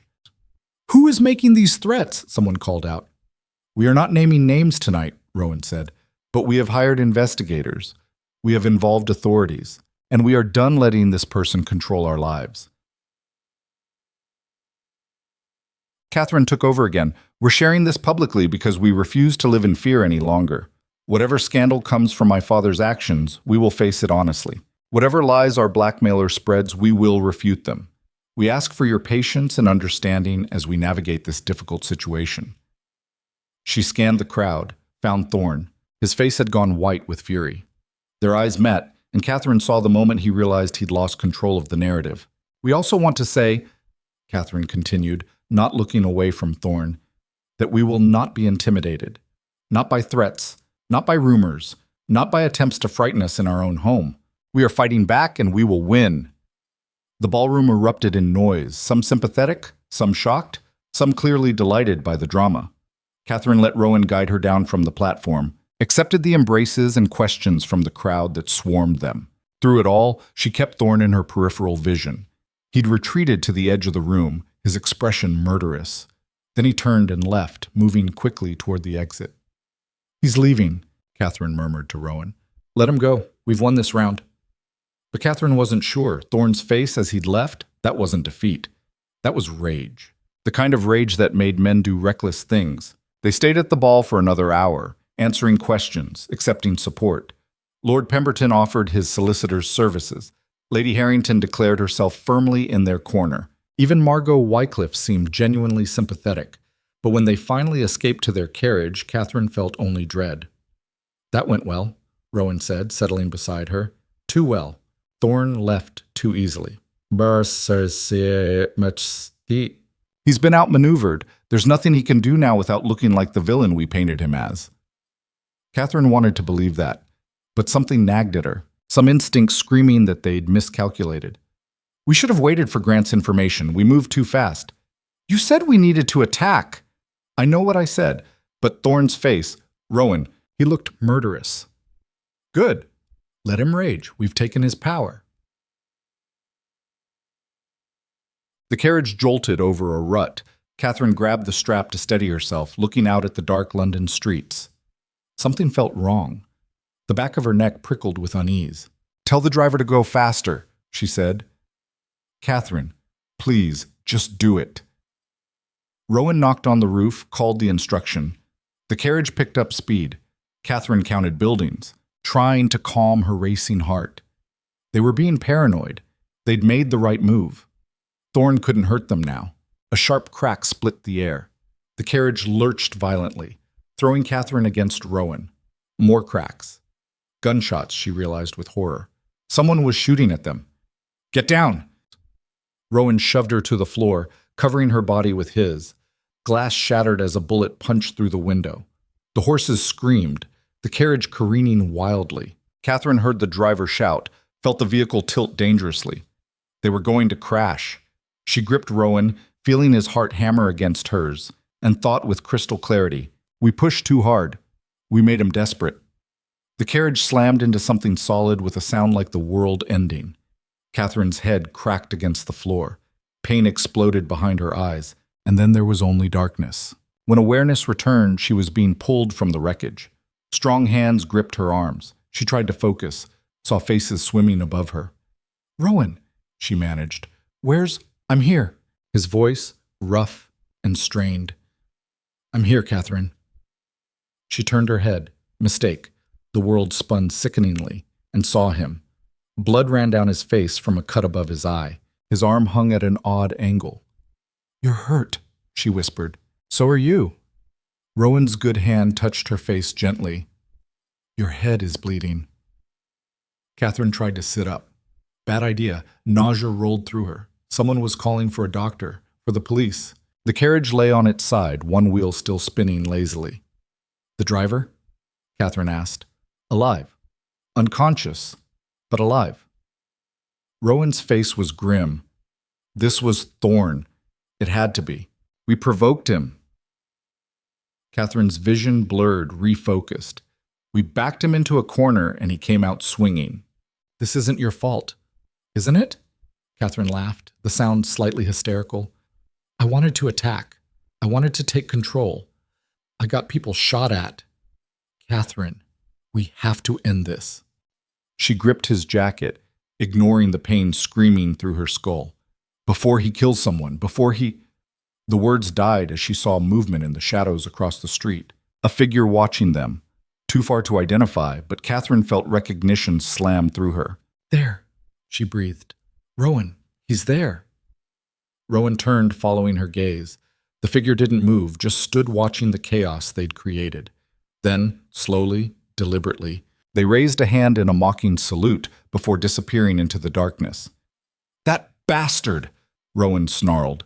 He tried to stand, stumbled. "Don't." Catherine pulled him back down. "We're injured. The police are coming. Let them handle it. He just tried to kill us." "I know." Catherine touched his face, making him look at her. "I know.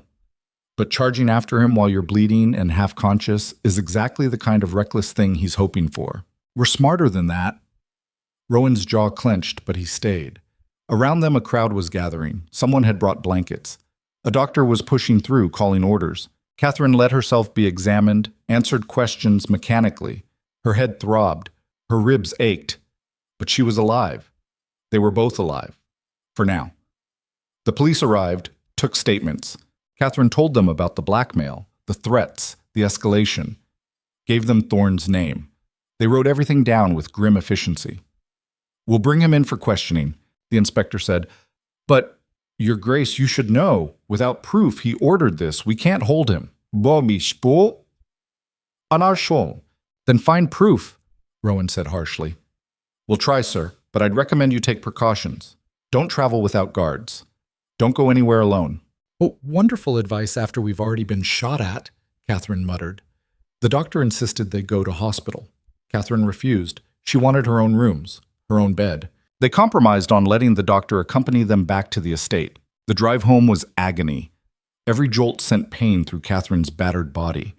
Rowan sat rigid beside her, his injured arm splinted, his face carved from stone.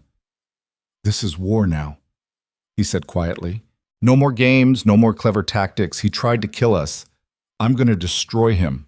"We're going to destroy him," Catherine corrected. "Together, but carefully, intelligently, not through blind rage." "He shot at you. He shot at both of us." Catherine took his good hand. "Which means we're both equally invested in making him pay. But Rowan, we can't do this by becoming him. We can't sink to violence and recklessness. We win by being better than he is." "How very noble." His voice was bitter. "Not noble. Strategic." Catherine leaned her aching head against his shoulder. "We've exposed him now. The police know his name. Society knows we're being targeted. He can't hide in shadows anymore. That makes him vulnerable. Or more dangerous. Both." Catherine closed her eyes.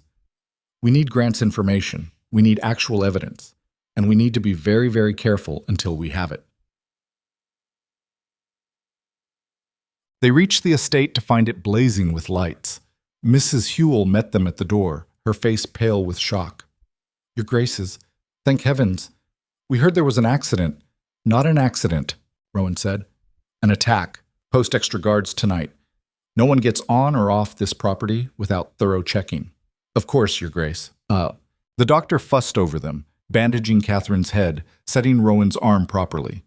Catherine endured it all, her mind already working ahead. They'd survived tonight, barely. Next time, they might not be so lucky. She needed leverage. Real, devastating leverage that would make Thorne back down or face total destruction. Grant would bring them information, but would it be enough? The doctor finally left them alone. Catherine sat on the edge of her bed, still wearing her torn, blood-stained ball gown. Rowan stood by the window, staring out at the dark grounds. "I can't lose you," well, he said without turning. "Not after finally having you, I can't. You won't." Catherine stood, moved to him despite the protests of her bruised body. "We're going to finish this, and then we're going to have the marriage we should have had 3 years ago." Rowan turned, pulled her carefully into his arms with his good hand. "Promise me you won't do anything reckless. No more bold moves without consulting me first. I promise if you promise the same. Deal." They stood like that, holding each other in the darkness, until a knock at the door made them separate. "Enter," Catherine called. Mrs. Hewell appeared, her expression troubled. "Forgive the intrusion, Your Grace, but there's a message.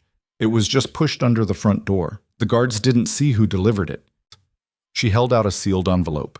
Catherine took it with shaking hands, broke the seal, unfolded the single sheet of paper inside. The message was brief, written in the same elegant script as the note with the photograph. "You've declared war." "Excellent. I was getting bored with the slow game. Let's see how you handle the consequences. By morning, everyone will know the truth about your father, about your bastard sister, about every lie your family built its reputation on. You wanted to control the narrative? Let's see you control this. Sleep well." Mother Catherine's hands were shaking so hard the paper rattled. Rowan took it, read it, and went white. "He's releasing everything. Tonight." His voice was hollow. "By morning, we'll be destroyed." Catherine's mind raced, trying to find a way out, a solution, anything. But there was nothing. They'd gambled and lost. Thorne had simply raised the stakes beyond what they could match. "We need to prepare," she heard herself say. "Contact our solicitor. Warn our friends. Get ahead of whatever he's planning to release. It's midnight, Catherine. We have hours at most." "Then we'd better work fast." She turned to Mrs. Hewell. "Send for Mr. Carstairs immediately and wake the household. We're going to need everyone." As the housekeeper hurried away, Catherine looked at Rowan. His face was grim, defeated. The fight had gone out of him. "Don't give up now," she said. "We're not beaten yet. He's releasing everything. By morning, your name will be ruined. Then we make sure there's a reason it's worth ruining." Catherine grabbed his good hand. "We fight back harder. We expose him for attempted murder. We turn this into a war neither of us can walk away from. Catherine, no, listen to me." She gripped him tighter. "He wants us broken and terrified. He wants us to crumble. So we do the opposite. We stand tall. We fight harder. And we make him regret ever threatening us." Rowan looked at her for a long moment, something shifting behind his eyes. Then slowly, painfully, he smiled. "You really have become dangerous. Good, because we're going to need dangerous to survive what's coming." But even as she said it, Catherine felt terror clawing at her throat. By morning, every secret would be exposed, every lie revealed. The life she'd known, the reputation she'd tried to protect, all of it would be gone. And then they'd have to figure out how to build something new from the ashes. If they survived that long. Mr. Carstairs arrived within the hour, disheveled and clutching his leather case. Catherine met him in Rowan's study, where they'd assembled every document, every letter, every scrap of evidence they possessed. The clock on the mantel read 1:30. "We have perhaps 5 hours before the morning papers," Carstairs said, settling his spectacles. "What exactly are we dealing with?" Catherine laid out Thorne's note. The solicitor read it twice, his face growing grimmer. "He's going to release everything simultaneously. Multiple papers, I'd wager. make it impossible to suppress. Can we get injunctions? Rowan asked. At 1 in the morning? Against papers we don't know he's contacted? Carstairs shook his head. By the time we identify which publications and file the paperwork, it'll be too late. Then we don't try to stop it. Catherine heard herself say the words with strange clarity. We use it. Both men stared at her. Use it how? Rowan asked carefully. Thorne thinks he's destroying us by exposing the truth. But what if we expose more truth? What if we release our own statement to every major paper, simultaneously admitting everything before he can weaponize it?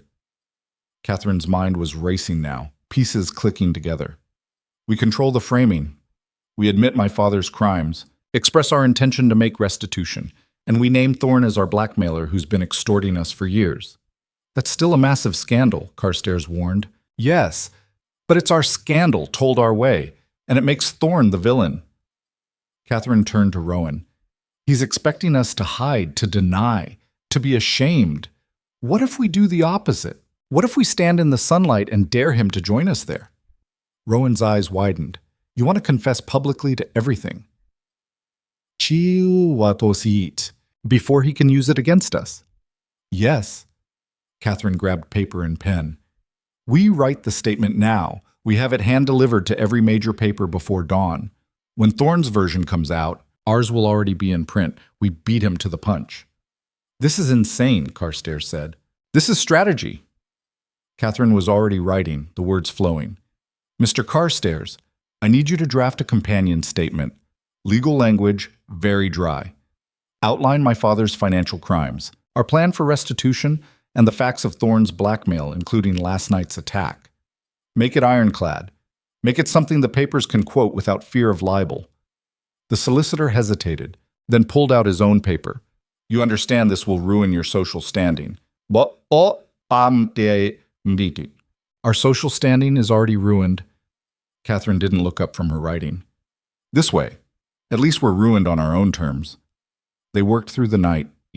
Catherine wrote and rewrote their personal statement, making it honest but strategic, admitting fault while maintaining dignity, naming Thorne as their tormentor while avoiding anything that couldn't be proven. Rowan added details, crossed out phrases, helped shape the narrative. By 3 in the morning, they had 2 statements, Catherine's personal account and Carstairs' legal brief. Together, they painted a picture of a young couple victimized by an old enemy, trying to right the wrongs of the past while being hunted for crimes they didn't commit. It's good, Rowan said, reading the final version. Sympathetic without being pathetic. Honest without being self-flagellating. Will it work? Catherine asked Carstairs. I have no idea, but it's better than waiting for Thorne to define you. The solicitor gathered the papers. I'll have copies made and delivered within the hour. The Times, the Telegraph, the Morning Post, the Observer. All the majors. And the gossip sheets, Catherine added. The ones that would publish Thorne's version. I want our story there too. Carstairs nodded and left. Catherine sagged against the desk, exhaustion and pain crashing over her. The bandage on her head throbbed. Her ribs ached with every breath. You should rest, Rowan said quietly. Can't. Not until this is done. Catherine moved to the window. Dawn was still hours away, the sky black and starless. What if it doesn't work? What if we've just made everything worse? Then we made it worse together. Rowan came to stand beside her. But I think it will work. Thorne's been operating in shadows for 3 years. He's not prepared for full exposure. Neither are we. No, but we're doing it anyway. Rowan touched her shoulder gently. That kiss last night was a mistake, Catherine said quickly. We agreed. Clear heads until this is over, yes. I wasn't going to ask for another one, though I wouldn't object. The corner of his mouth quirked. I was going to say thank you for fighting this hard, for refusing to give up, for being stronger than I ever gave you credit for. Catherine turned to face him. In the lamplight, with his arm in a sling and blood still crusted in his hair, he looked exhausted and battered and somehow more real than he'd been in 3 years of careful distance. I'm not strong, she said. I'm terrified. Every minute of this, I've been terrified. That's what makes it strength, doing it anyway. Rowan's good hand cupped her face. When this is over, a knock interrupted. Mrs. Hewell appeared with a tray. I thought you might need coffee, Your Graces, and I took the liberty of preparing some breakfast. You're a miracle, Mrs. Hewell, Catherine said gratefully. Just doing my job, ma'am. The housekeeper set down the tray, then paused. If I may, the staff knows something is happening. They're worried. Would it help if they heard it from you first, before the papers? Catherine and Rowan exchanged glances. You're right, Catherine said. Gather everyone in the servants' hall in 15 minutes. We'll explain everything. The household staff assembled quickly, 32 people who kept the estate running. Catherine faced them with Rowan at her side, feeling the weight of their worried stares. You're going to read some terrible things about my family in tomorrow's papers, she began without preamble. My father committed financial crimes. We're being blackmailed because of it. Last night, someone tried to kill us because we refused to keep silent anymore. Before morning, all of this will be public. Silence. Then Thomas, one of the footmen, spoke up. Are we losing our positions, Your Grace? Not if I can help it. But I won't lie, there may be consequences, financial difficulties, social ostracism. I'm telling you now so you can make informed decisions about your futures. Begging your pardon, Your Grace, Mrs. Hewell said, but I think I speak for most of us when I say we're not going anywhere. You've been good to us. Fair wages, decent treatment, that counts for more than what the papers say. Murmurs of agreement rippled through the room. Catherine felt unexpected tears prick her eyes. Thank you, she managed. That means more than you know. They dispersed slowly, some offering words of support, others simply nodding. When the room was empty again, Catherine let herself lean against Rowan. We have allies, she said, more than we realized. Rowan's arm tightened around her. Come on, we need to be ready for whatever happens when the sun rises. They waited in the study as the sky slowly lightened. Catherine dozed fitfully in one of the leather chairs while Rowan paced, unable to settle. At 5:30, hoofbeats on the drive announced Silas Grant's arrival. The investigator looked like he'd been up all night too. He carried a thick folder and wore a grim expression. I was going to wait until a civilized hour, he said, but given what I've learned, I thought you'd want this immediately. What did you find? Rowan asked. Grant opened the folder, spreading papers across the desk. Marcus Thorne is broke. Completely, utterly broke. He's been living on credit and borrowed money for 2 years. The consulting work? Mostly fabricated, he has 3 clients, all of whom he's embezzling from in small amounts. Catherine sat forward, ignoring the protest from her ribs. He's committing the same crimes he accused my father of. Worse, actually, your father at least tried to hide it. Thorne's desperate and sloppy. Grant tapped another paper. He's also in debt to some very unpleasant people. Gambling debts.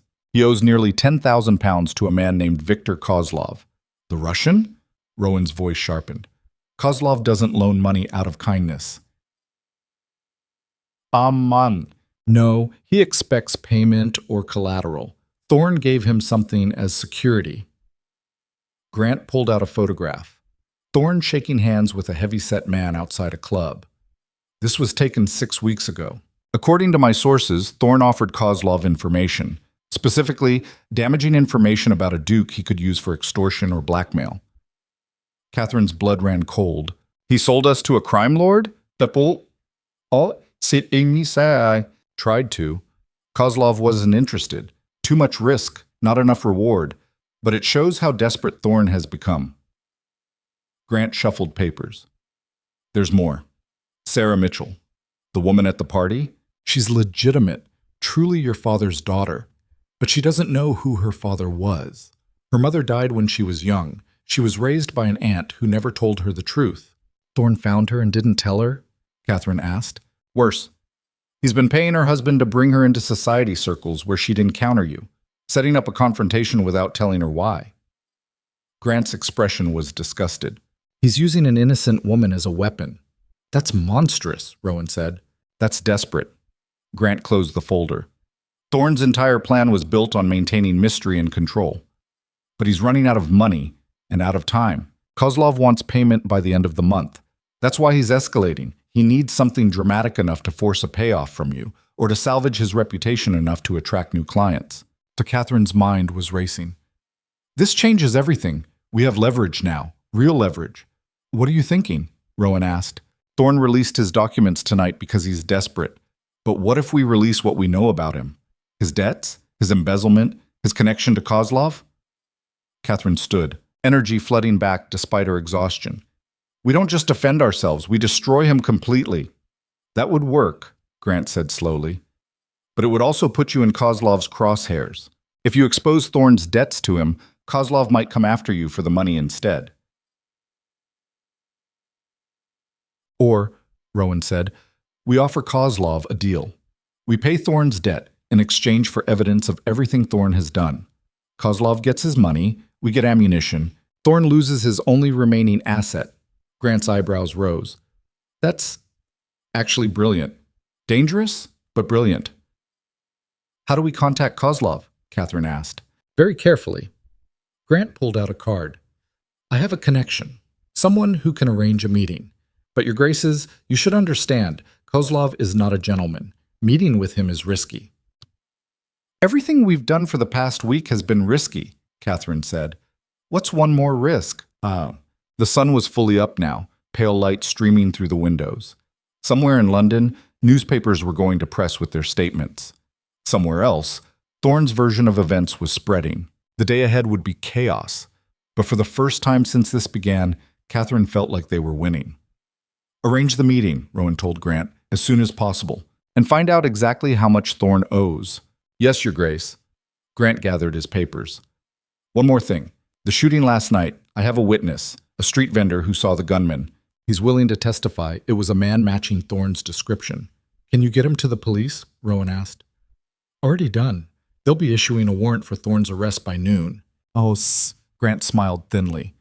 Your statement in the papers will hit right as he's being taken into custody. Perfect timing. Yeah. When Grant left, Catherine turned to Rowan. It's working. The plan is actually working. Don't celebrate yet. We still have to get through today. But Rowan was smiling too. The first genuine smile she'd seen from him in days. Though I'll admit, I'm starting to think we might survive this. The first papers arrived at 8.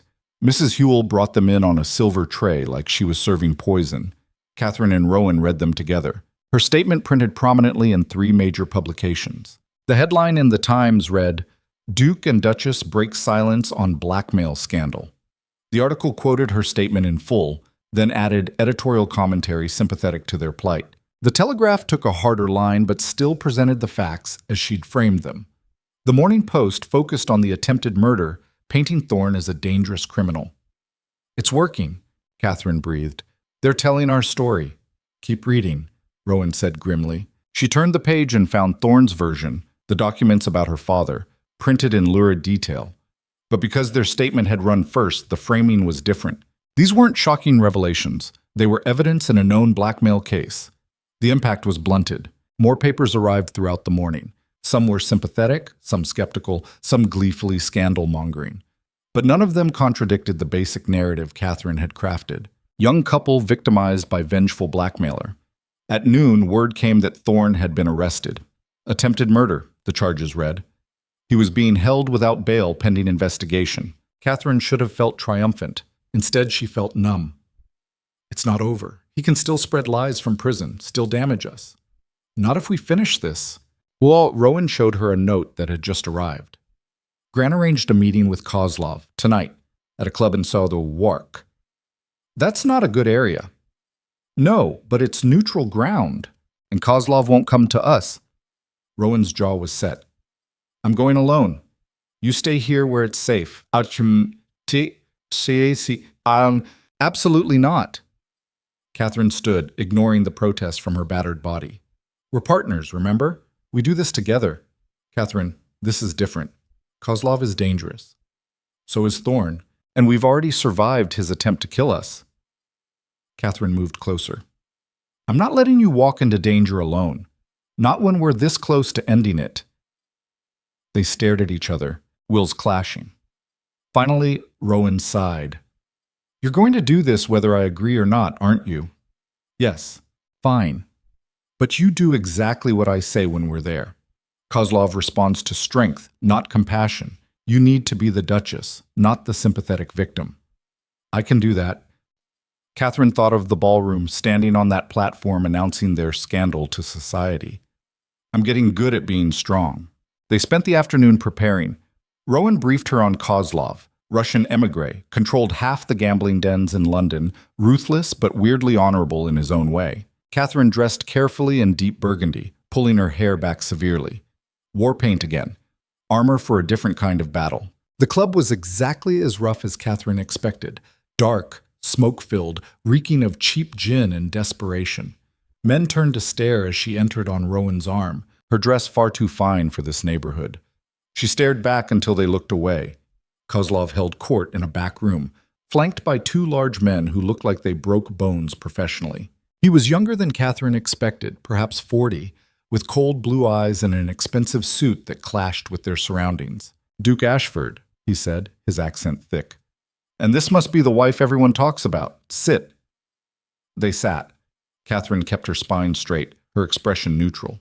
You want to pay Thorne's debt, Kozlov said. It wasn't a question. Why? Because it gives us leverage over him, Rowan said. And because we want evidence of everything he's done. We know you keep records. Debts. I keep records, yes. Insurance. Kozlov's smile didn't reach his eyes. But why should I give them to you? Thorne owes me money. You pay? You get nothing but satisfaction of debt. We pay.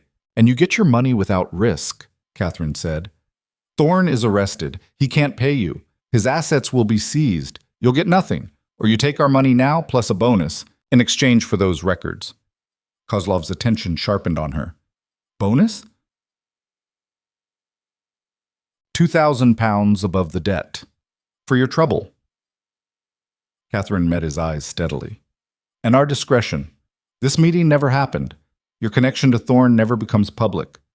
You negotiate well for a duchess. I've learned quickly.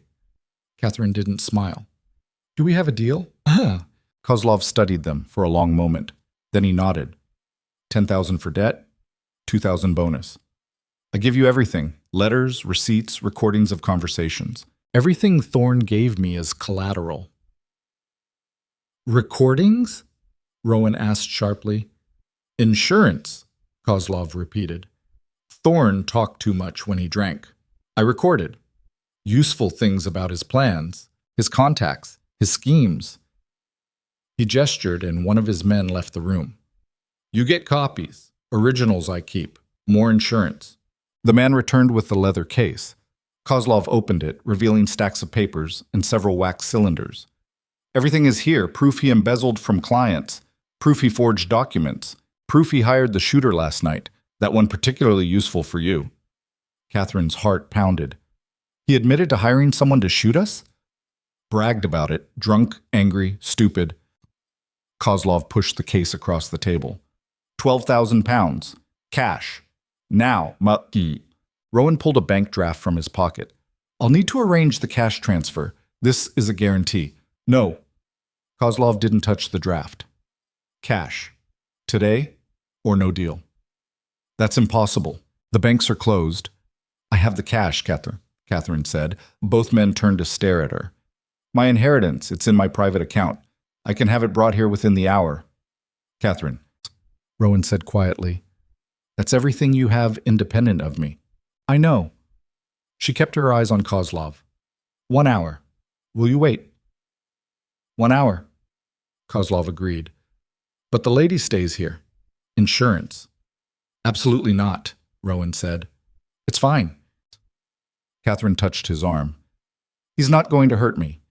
Are you, Mr. Kozlov? Because if I don't walk out of here safely, you won't get paid. Kozlov laughed, the sound genuinely amused. I like her. She understands business. He nodded to Rowan. Go. Get the money. She stays, drinks my vodka, we wait. Rowan looked torn. Catherine squeezed his arm. I'll be fine. Go. The faster you get back, the faster we can finish this. He left reluctantly. One of Kozlov's men followed him out. Catherine sat back in her chair, trying to project calm she didn't feel. You're either very brave or very stupid, Kozlov observed. Probably both. Catherine accepted the vodka he poured. How long have you known Thorne was unreliable? Asbatimus isots. From the beginning, but unreliable men get desperate. Desperate men make mistakes. Mistakes I can use. Kozlov sipped his own drink. He thought himself clever, thought he could manipulate everyone. But he underestimated you. Most people do. Their loss. Kozlov refilled her glass. You remind me of my mother. She had spine like steel. Built our family from nothing after my father died. They talked for nearly an hour, surprisingly pleasant conversation about family, about business, about the nature of revenge. Catherine learned that Kozlov had his own code, his own twisted honor. He didn't respect Thorne because Thorne played games, but he respected Catherine because she met him directly. When Rowan returned with a heavy case, Kozlov counted the money methodically. Satisfied, he pushed the leather case across the table. Everything you need to destroy him. Use it well.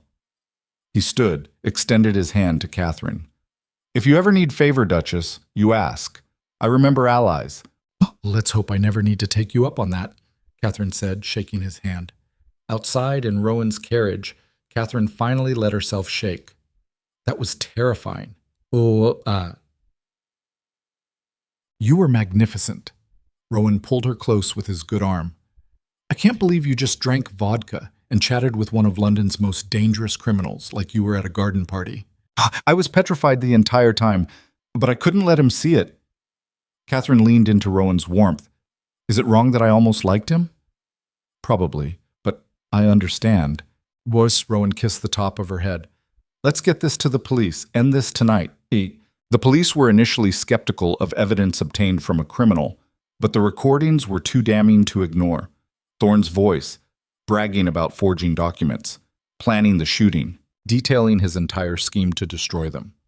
By midnight, additional charges were filed. Attempted murder, fraud, forgery, extortion. The case against Thorne was ironclad. Catherine and Rowan returned to the estate as dawn approached for the second time in 2 days. The house was quiet, the staff asleep. They stood in the foyer, both too exhausted to move. It's over, Catherine said. Actually, over. The scandal will take time to die down. There will be consequences. I don't care. Catherine turned to face him. Rowan, I don't care about the scandal or the gossip or who cuts us at parties. We're alive. We're free. That's enough. Is it? Rowan touched her face gently. Is it enough for you? This marriage? This life? Catherine looked at him, truly looked at the man she'd married 3 years ago. He was battered and exhausted, his arm in a sling, his face pale with fatigue. But his eyes were clear, honest, open in a way they'd never been before. Ask me again, she said. Ask me what you should have asked 3 years ago. Rowan understood. He took her hands, held them carefully. Catherine Vale, will you marry me? Not for protection, not for convenience, not to satisfy society's expectations. Will you marry me because you want to build a life together? Because we choose each other every day, despite everything? Yes. Catherine smiled, feeling tears slip down her cheeks. Yes to all of it. The messy, complicated, difficult truth of it. Yes. He kissed her then, properly, the way he should have on their wedding night, the way they both deserved. When they pulled apart, Catherine was laughing through her tears. We're doing this backward, she said, fighting first, falling in love second. Seems appropriate for us. Rowan wiped her tears with his thumb. Nothing about this marriage has been conventional. No, but it's ours. Catherine took his hand. Come on, we both need sleep, and when we wake up, we start actually building the life we want. What kind of life is that? I don't know yet, but we'll figure it out together. Catherine led him toward the stairs. That's what partners do. They parted at her door with another kiss, softer this time. Catherine watched Rowan walk to his own rooms, then went inside. She should have been exhausted, but energy hummed through her. They'd won. Against Thorne, against the scandal, against every obstacle. They'd won because they'd fought together instead of separately. Catherine removed her jewelry, unpinned her hair, and caught sight of herself in the mirror. She looked different, stronger, more real. The timid girl who'd walked into this house 3 years ago was gone. In her place stood someone who'd faced down criminals and survived murder attempts and rebuilt her life from ruins. Someone she was proud to be. A knock at her door made her turn. Mrs. Hewell stood there, holding a newspaper. "This just came, Your Grace. Special evening edition." The housekeeper's face was unreadable. "I thought you'd want to see it." Catherine took the paper, scanned the headline. "Blackmail plot unravels, Duke and Duchess emerge victorious." The article detailed Thorne's arrest, the evidence against him, the couple's brave fight against extortion. But what caught her eye was the editorial at the bottom of the page. It was written by Lady Margot Wycliffe. "I have known the Duke and Duchess of Ashford for 3 years," it read. "In that time, I confess I misjudged them terribly. I saw a cold marriage and assumed indifference. I saw distance and assumed incompatibility. I was wrong. What I witnessed was two people enduring extraordinary pressure with remarkable grace. They chose honor over comfort, truth over reputation, and partnership over self-preservation. London society owes them an apology. I, for one, am honored to call them friends." Catherine read it twice, feeling something warm unfold in her chest. "She's on our side," she said wonderingly. "Seems so, ma'am." Mrs. Hewell smiled. "Word is spreading. Several other ladies have written similar pieces. You're becoming rather celebrated. For having the worst week of my life? For surviving it? For fighting back? For showing that a duchess can be strong as well as proper?" Mrs. Hewell's expression softened. "If I may speak plainly, Your Grace, the staff has never been prouder to work for you." After the housekeeper left, Catherine sat with the paper, reading the supportive words over and over. They'd expected ruin. Instead, they were being celebrated. She took the paper to Rowan's room, knocked softly. He opened the door, surprised. "I thought you'd be asleep," he said. "Couldn't? Look at this." She handed him the paper. Rowan read Margot's editorial, his expression shifting from surprise to something like wonder. "She's defending us. We're not ruined. We're—" Catherine laughed, the sound slightly hysterical. "I think we might be heroes." "That's absurd. We were just trying to survive. Sometimes that's what heroism is. Just surviving when giving up would be easier." Catherine stepped into his room, closed the door behind her. "Rowan, I don't want to sleep alone tonight." His eyes darkened. "Catherine, not for that. Not yet." She touched his face. "I just don't want to be alone. We've spent 3 years sleeping in separate rooms. I'd like to spend one night in the same space, just being together." Rowan pulled her gently into his arms. "I'd like that too." They lay down together on his bed, still fully clothed, wrapped carefully around each other's injuries. Catherine listened to Rowan's heartbeat, steady and strong, and felt something settle in her chest. This was what she'd wanted 3 years ago, this connection, this intimacy. Not the grand romance she'd imagined, but something better. Partnership forged in fire, trust earned through struggle, love built on honesty instead of fantasy. "Thank you," she whispered. "For what?" "For trusting me enough to fight, for letting me be strong, for finally being honest.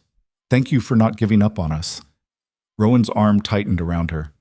"For demanding better, for refusing to accept less than you deserved." They fell asleep like that, tangled together, safe for the first time in years. Catherine woke to sunlight streaming through unfamiliar windows. For a disoriented moment, she couldn't remember where she was. Then she felt Rowan's arm still wrapped around her waist, his breath warm against her neck, and memory flooded back. They'd survived. They'd actually survived. She turned carefully in his arms. He was already awake, watching her with an expression so tender it made her chest ache. "Morning," he said softly. "Morning." Catherine touched his face, tracing the line of his jaw. "How long have you been awake?" "A while. I didn't want to move and wake you." Rowan caught her hand, pressed a kiss to her palm.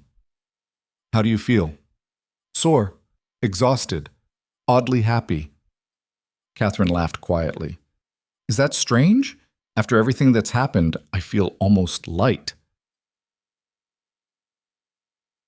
"Not strange. We're free. For the first time in 3 years, we're actually free." Rowan sat up carefully, mindful of his injured arm. though I suspect the aftermath will be complicated. He was right.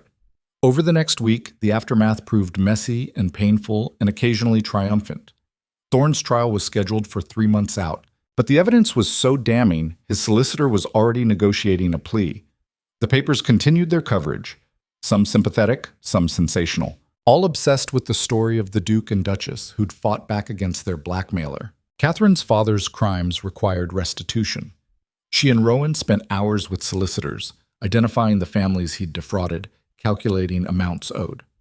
It would take years to repay everything, but they'd committed to trying. My father stole from 17 different families, Catherine said one afternoon, staring at the ledger. 17.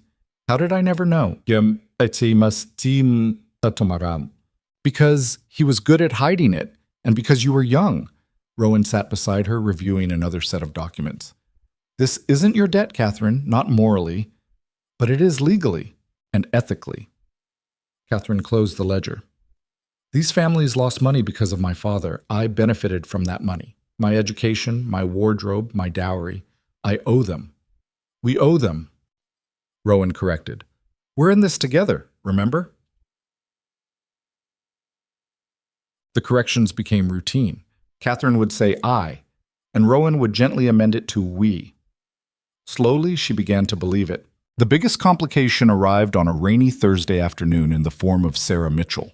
She appeared unannounced, her husband conspicuously absent, and asked to speak with Catherine privately.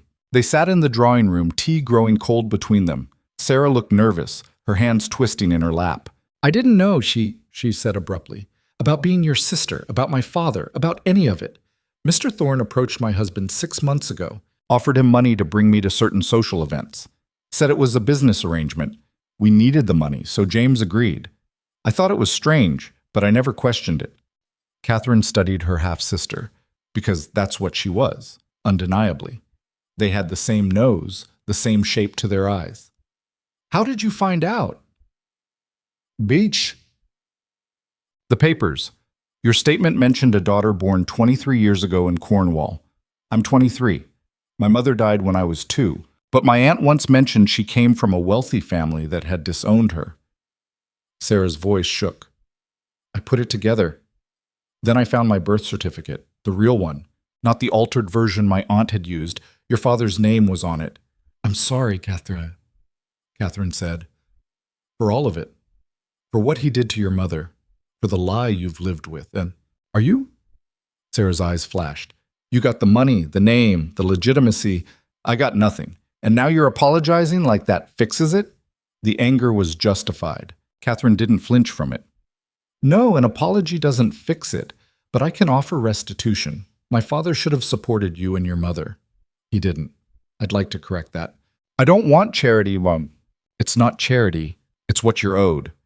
Catherine pulled out a document she'd prepared with Carstairs. This is a settlement, a sum equal to what your mother should have received in support, adjusted for interest. And a monthly allowance going forward. You're my sister, Sarah. Family. Sarah stared at the document, tears spilling down her cheeks. Why would you do this? I'm proof of your father's adultery. I'm a scandal. You're a person who was wronged, and you're my sister. Catherine moved to sit beside her. I'm not asking you to love me or even like me, but I'd like to know you, if you're willing. Sarah read through the settlement with shaking hands. When she finished, she looked up at Catherine with something like wonder. This is more than I've earned in my entire life. It's less than you deserve. Catherine touched her hand gently. Your mother raised you alone, with no support. You've worked hard for everything you have. This is just leveling a playing field that was rigged against you from the start. They talked for 2 hours.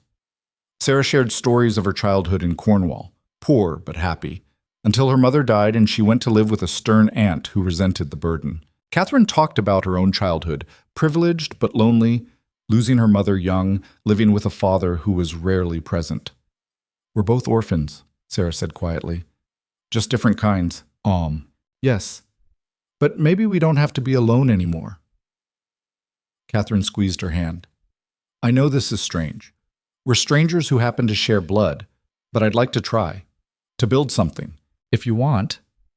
Sarah nodded, wiping her eyes. I'd like that too. When Sarah left, promising to return the following week, Catherine felt something settle in her chest. Not closure exactly, but a step toward it. Her father's sins had created this situation, but maybe something good could come from the wreckage. Rowan found her still sitting in the drawing room an hour later, staring out the window. How did it go? He asked. Better than I expected. She's angry, which she has every right to be, but she's willing to try, to know each other. Catherine turned to face him. Is it wrong that I'm almost grateful to Thorne? If he hadn't done all this, I'd never have known I had a sister. That's a generous way to look at it. I'm trying to find something positive in all this destruction. Catherine stood, moved into his arms. We can't change what happened, but we can choose what we do next. The real turning point came 3 weeks later at the Pemberton Ball. It was their first major social appearance since the scandal broke. Catherine dressed with extra care, knowing they'd be watched and judged and dissected. We don't have to go, Rowan said, watching her pin her hair. If you're not ready, I'm ready. Catherine met his eyes in the mirror. We can't hide forever, and I refuse to act ashamed of surviving. The ballroom fell silent when they were announced. Catherine felt hundreds of eyes turn to assess them. She kept her chin high, her hand steady on Rowan's arm. Then Lady Margot Wycliffe stepped forward, smiling warmly. Catherine, darling, Rowan, how wonderful to see you both. She embraced Catherine like an old friend, loud enough for the room to hear. It was a deliberate public statement of support. Others followed. Lady Harrington, Lord Pemberton, families whose opinions carried weight. Within minutes, they were surrounded by well-wishers instead of isolated by scandal. You're quite the heroes, Lady Pemberton said, standing up to that awful man, refusing to be cowed. We just did what we had to do, Catherine demurred. Nonsense. You could have fled to the country, hidden from society. Instead, you fought back. Lady Pemberton squeezed her hand. You've given other women courage, shown us we don't have to accept being treated poorly just because it's expected. Catherine hadn't thought of it that way. She'd been focused on survival, not making statements. But looking around the ballroom, she saw women watching her with something like admiration, as if she'd done something brave instead of just desperate. The evening passed in a blur of conversations and dancing. Rowan claimed her hand for a waltz, the first time they'd danced together since their wedding. Remember this? He asked as they moved across the floor. Our wedding waltz. You held me so carefully, like I might break. I was terrified. I'd just agreed to 3 years of pretending not to love you. Rowan pulled her closer. I thought if I held you properly, I'd never be able to let go. You could have told me. Saved us both so much pain. I know, and I'll regret that for the rest of my life. Rowan's eyes searched hers. But I can't regret where we ended up, fighting side by side, building something real instead of pretending at something false. Neither can I, Catherine admitted. As terrible as it was, it made us stronger. Made us actually know each other. So where do we go from here? Catherine considered the question as they turned across the floor. Forward. Together. Figure out who we are as actual partners instead of strangers bound by law. I'd like that. Rowan smiled. Though I should warn you, I'm not easy to live with. I work too much. I forget meals. I get obsessive about problems. I count things when I'm anxious, I read until 3 in the morning, and I hold grudges longer than I should. Catherine smiled back. We're both disasters. But maybe we're disasters that work together. Matching disasters. Exactly. When they returned home that night, Catherine felt different, lighter. The social reintegration hadn't been painful. It had been triumphant. They'd walked back into society, not as victims, but as survivors, and society had welcomed them. I have something for you, Rowan said as they climbed the stairs. Wait here. He disappeared into his study, returned with a familiar leather portfolio. Catherine's stomach dropped. The documents, Thorne's blackmail material. Yes. Rowan handed it to her. I thought you should decide what to do with them. Burn them, keep them, whatever you want. They're yours now. Catherine opened the portfolio, looked at the letters and financial records that had controlled their lives for 3 years. Her father's crimes, preserved in ink, evidence of betrayal and fraud and lies.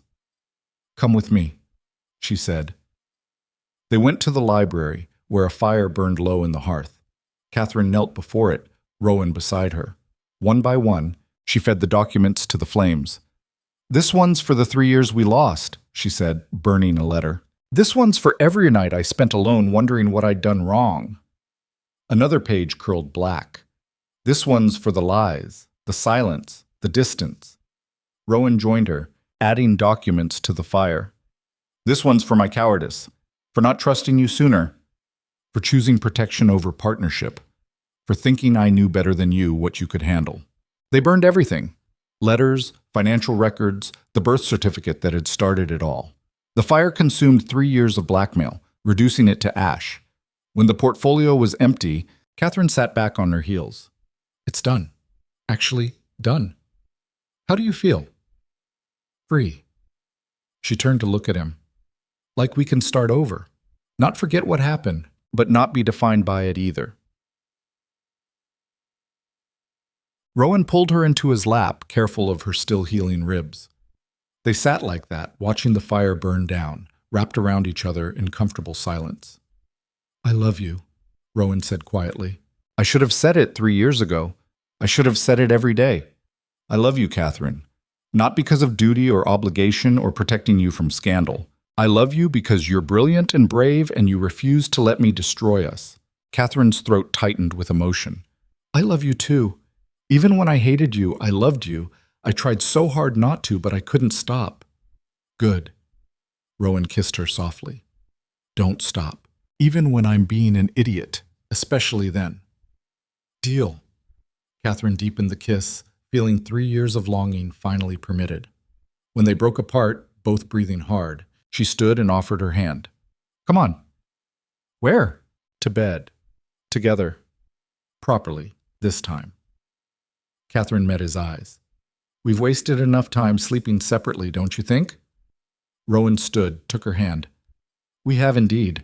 What happened next was private, tender and awkward and perfect in the way real intimacy is, unmarred by fantasy or performance. They learned each other slowly, trading whispered confessions and quiet laughter, building the foundation their marriage should have had from the start. Afterward, Catherine lay with her head on Rowan's chest, listening to his heartbeat slow. "We're going to fight," she said. "We're too stubborn not to. We're going to hurt each other and make mistakes." "Probably." Rowan's fingers traced patterns on her shoulder. "But we'll fight fair, and we'll be honest, even when it's hard. And we'll remember that we chose this. Each other." "Yes." Catherine kissed his chest. "I choose you, today and tomorrow and all the days after." Even knowing what you know, all my flaws and failures, especially knowing, I don't want perfect, Rowan. I want real. I want you, exactly as you are, protective and stubborn and prone to making unilateral decisions you think are for my own good. He laughed quietly. "I'm working on that last part. I know. And I'm working on asking for help instead of trying to handle everything alone. We'll work on our flaws together." They fell asleep tangled together, the annulment papers still unsigned in a drawer somewhere, rendered irrelevant by choice instead of obligation. The trial, when it came 2 months later, was anticlimactic. Thorne pled guilty to extortion, fraud, forgery, and attempted murder. The evidence was overwhelming. Kozlov's recordings, the witness to the shooting, the paper trail of his embezzlement. He was sentenced to 15 years. Catherine attended the sentencing with Rowan and Sarah. She'd expected to feel triumphant watching Thorne led away in chains. Instead, she felt only tired pity. "He destroyed his own life," she said as they left the courthouse. "All that anger and revenge, and for what?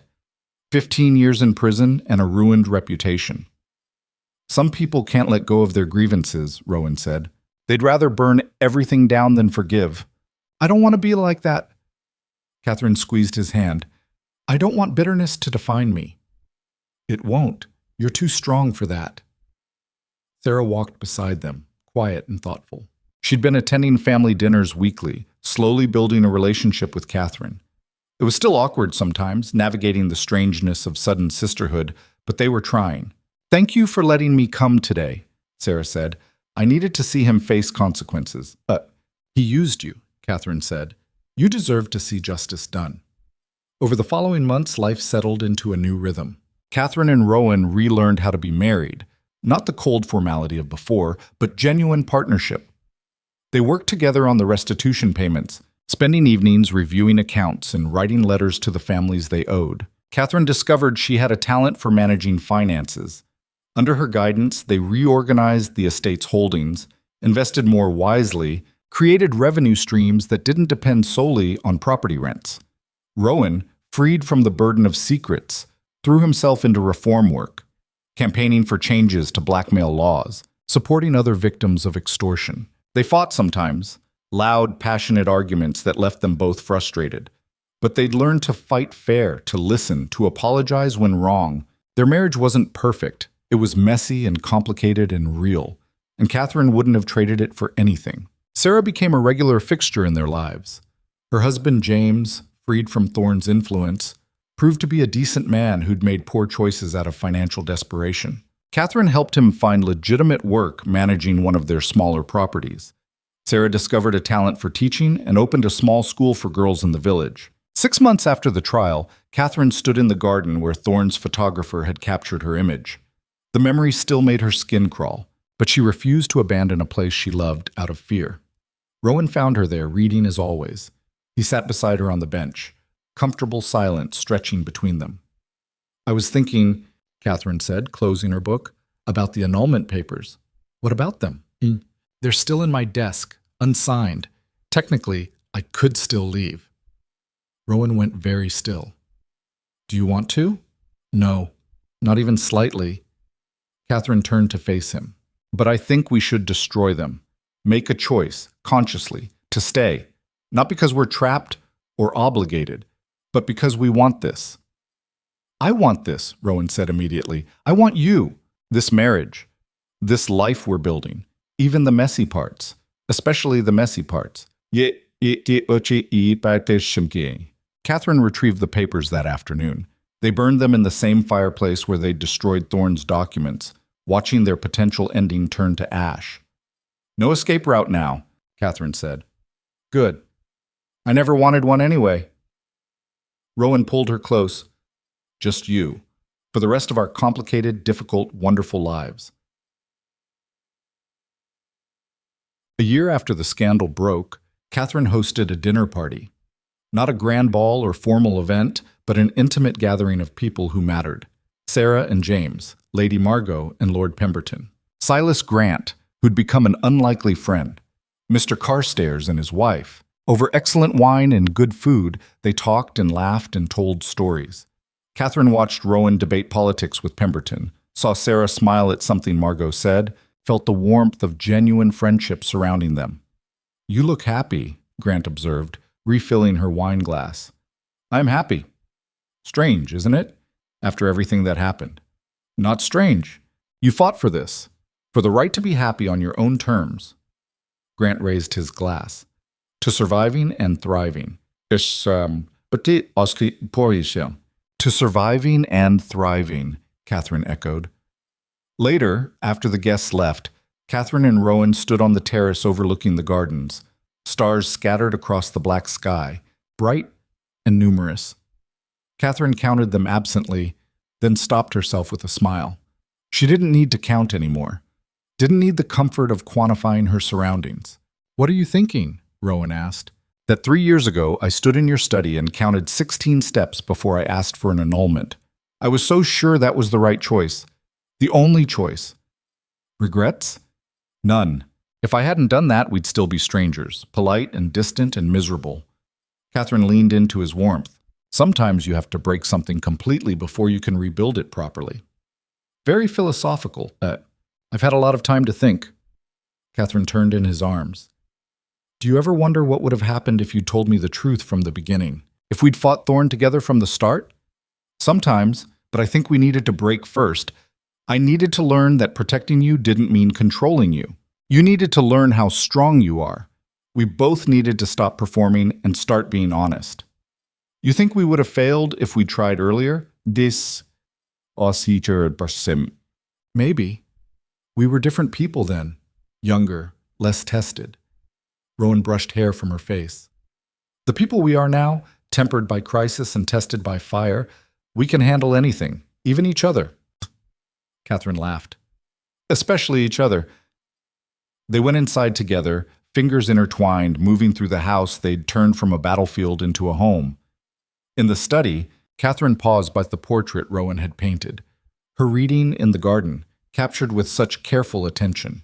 You should paint me again, she said. A new portrait. The current version instead of the ghost you were watching. I'd like that. Rowan stood behind her, arms around her waist. Though you'll have to sit still long enough. You're always in motion now. I'll try, for art's sake. They climbed the stairs to their shared bedroom. No more separate quarters, no more distance. Catherine had moved into Rowan's rooms 3 months ago, claiming she slept better beside him. He hadn't argued. As they prepared for bed, Catherine caught sight of the annulment paper's ashes in the cold fireplace. Such a small pile of ash for something that had once loomed so large. Do you think we'll ever stop being grateful? She asked. That we survived? That we're here? I hope not. Gratitude keeps us honest. Rowan pulled her into bed. Reminds us not to take this for granted. I won't. Take it for granted. Catherine settled against him. Every day I choose you. I choose us. I choose this messy, complicated, perfect life. Every day, Rowan agreed, no matter what comes. What came in the years that followed was mostly good. Some challenges, financial setbacks from the restitution payments, social snubs from those who couldn't forgive scandal, arguments over household management and investment strategies, but also joy. Sarah's wedding to a teacher she met through her school, watching her sister find happiness. Rowan's reform work leading to actual legislative changes.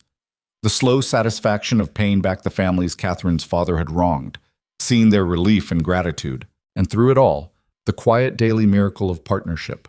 Morning coffee shared in comfortable silence. Heated debates over dinner about politics and books and everything else. Working together in the study, managing the estate's business side by side. The private intimacy of shared nights and whispered confessions. 5 years after that first confrontation in the study, Catherine stood at her window counting stars again. Not anxiously this time, just appreciating their beauty. Rowan joined her, wrapping his arms around her from behind. What number are you on? He asked. 87. There are more tonight than usual. Clear sky. Is this obsessive counting or peaceful counting? Peaceful.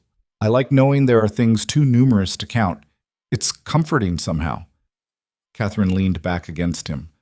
Rowan, I'm pregnant. She felt him go still, then tighten his arms around her. You're certain? The doctor confirmed it this morning, about 3 months along. Catherine turned to face him, trying to read his expression. Catherine turned to face. I know we hadn't discussed children. If you're not ready, I'm terrified, Rowan admitted, and happier than I've been in my entire life, both at once. Good. Me too. Catherine took his hands, placed them on her still flat stomach. We're going to be terrible at this. We're going to make mistakes and worry constantly and probably damage them psychologically in completely new ways. Undoubtedly. But we'll do it together, and we'll be honest with them. No secrets, no protection that becomes suffocation. Ian, no lies, Catherine agreed. Just truth, even when it's hard. They stood like that, hands linked over the promise of new life, looking out at a future they couldn't control, but would face together. Catherine thought of the frightened girl who'd walked 16 steps across a study floor, demanding freedom from a marriage that felt like a cage. That girl would barely recognize the woman she'd become, stronger, braver, more certain of her own worth. Thank you, Catherine said quietly. For what? For asking for that hour, for telling me the truth, for fighting beside me instead of for me. She squeezed his hands, for choosing me every day. Always, Rowan said. For the rest of our lives. Through every fight and crisis and beautiful mundane moment, I choose you. I choose you too. Catherine pulled him down for a kiss. Every single day, say it. Years later, when their children asked how they fell in love, Catherine and Rowan would tell them the truth. Not a pretty story of courtship and romance, but the messy reality of two people who'd nearly destroyed each other, learning to build something worth keeping. They talk about the importance of honesty, of fighting for what you want, of refusing to accept less than you deserve. And sometimes, in the quiet of their room, after the children were asleep, Catherine would count Rowan's heartbeats against her palm, not from anxiety but from contentment, measuring the steady rhythm of the life they'd built. 16 heartbeats, 17, 18. Counting not steps toward an ending, but breaths shared in the life they'd chosen. Together, imperfect and real, and absolutely worth every painful step it took to get there. The annulment papers were long since ash. But the marriage, the true marriage, built on partnership and honesty and earned love, that was just beginning. And it would last, Catherine knew with certainty, for all the uncountable days ahead.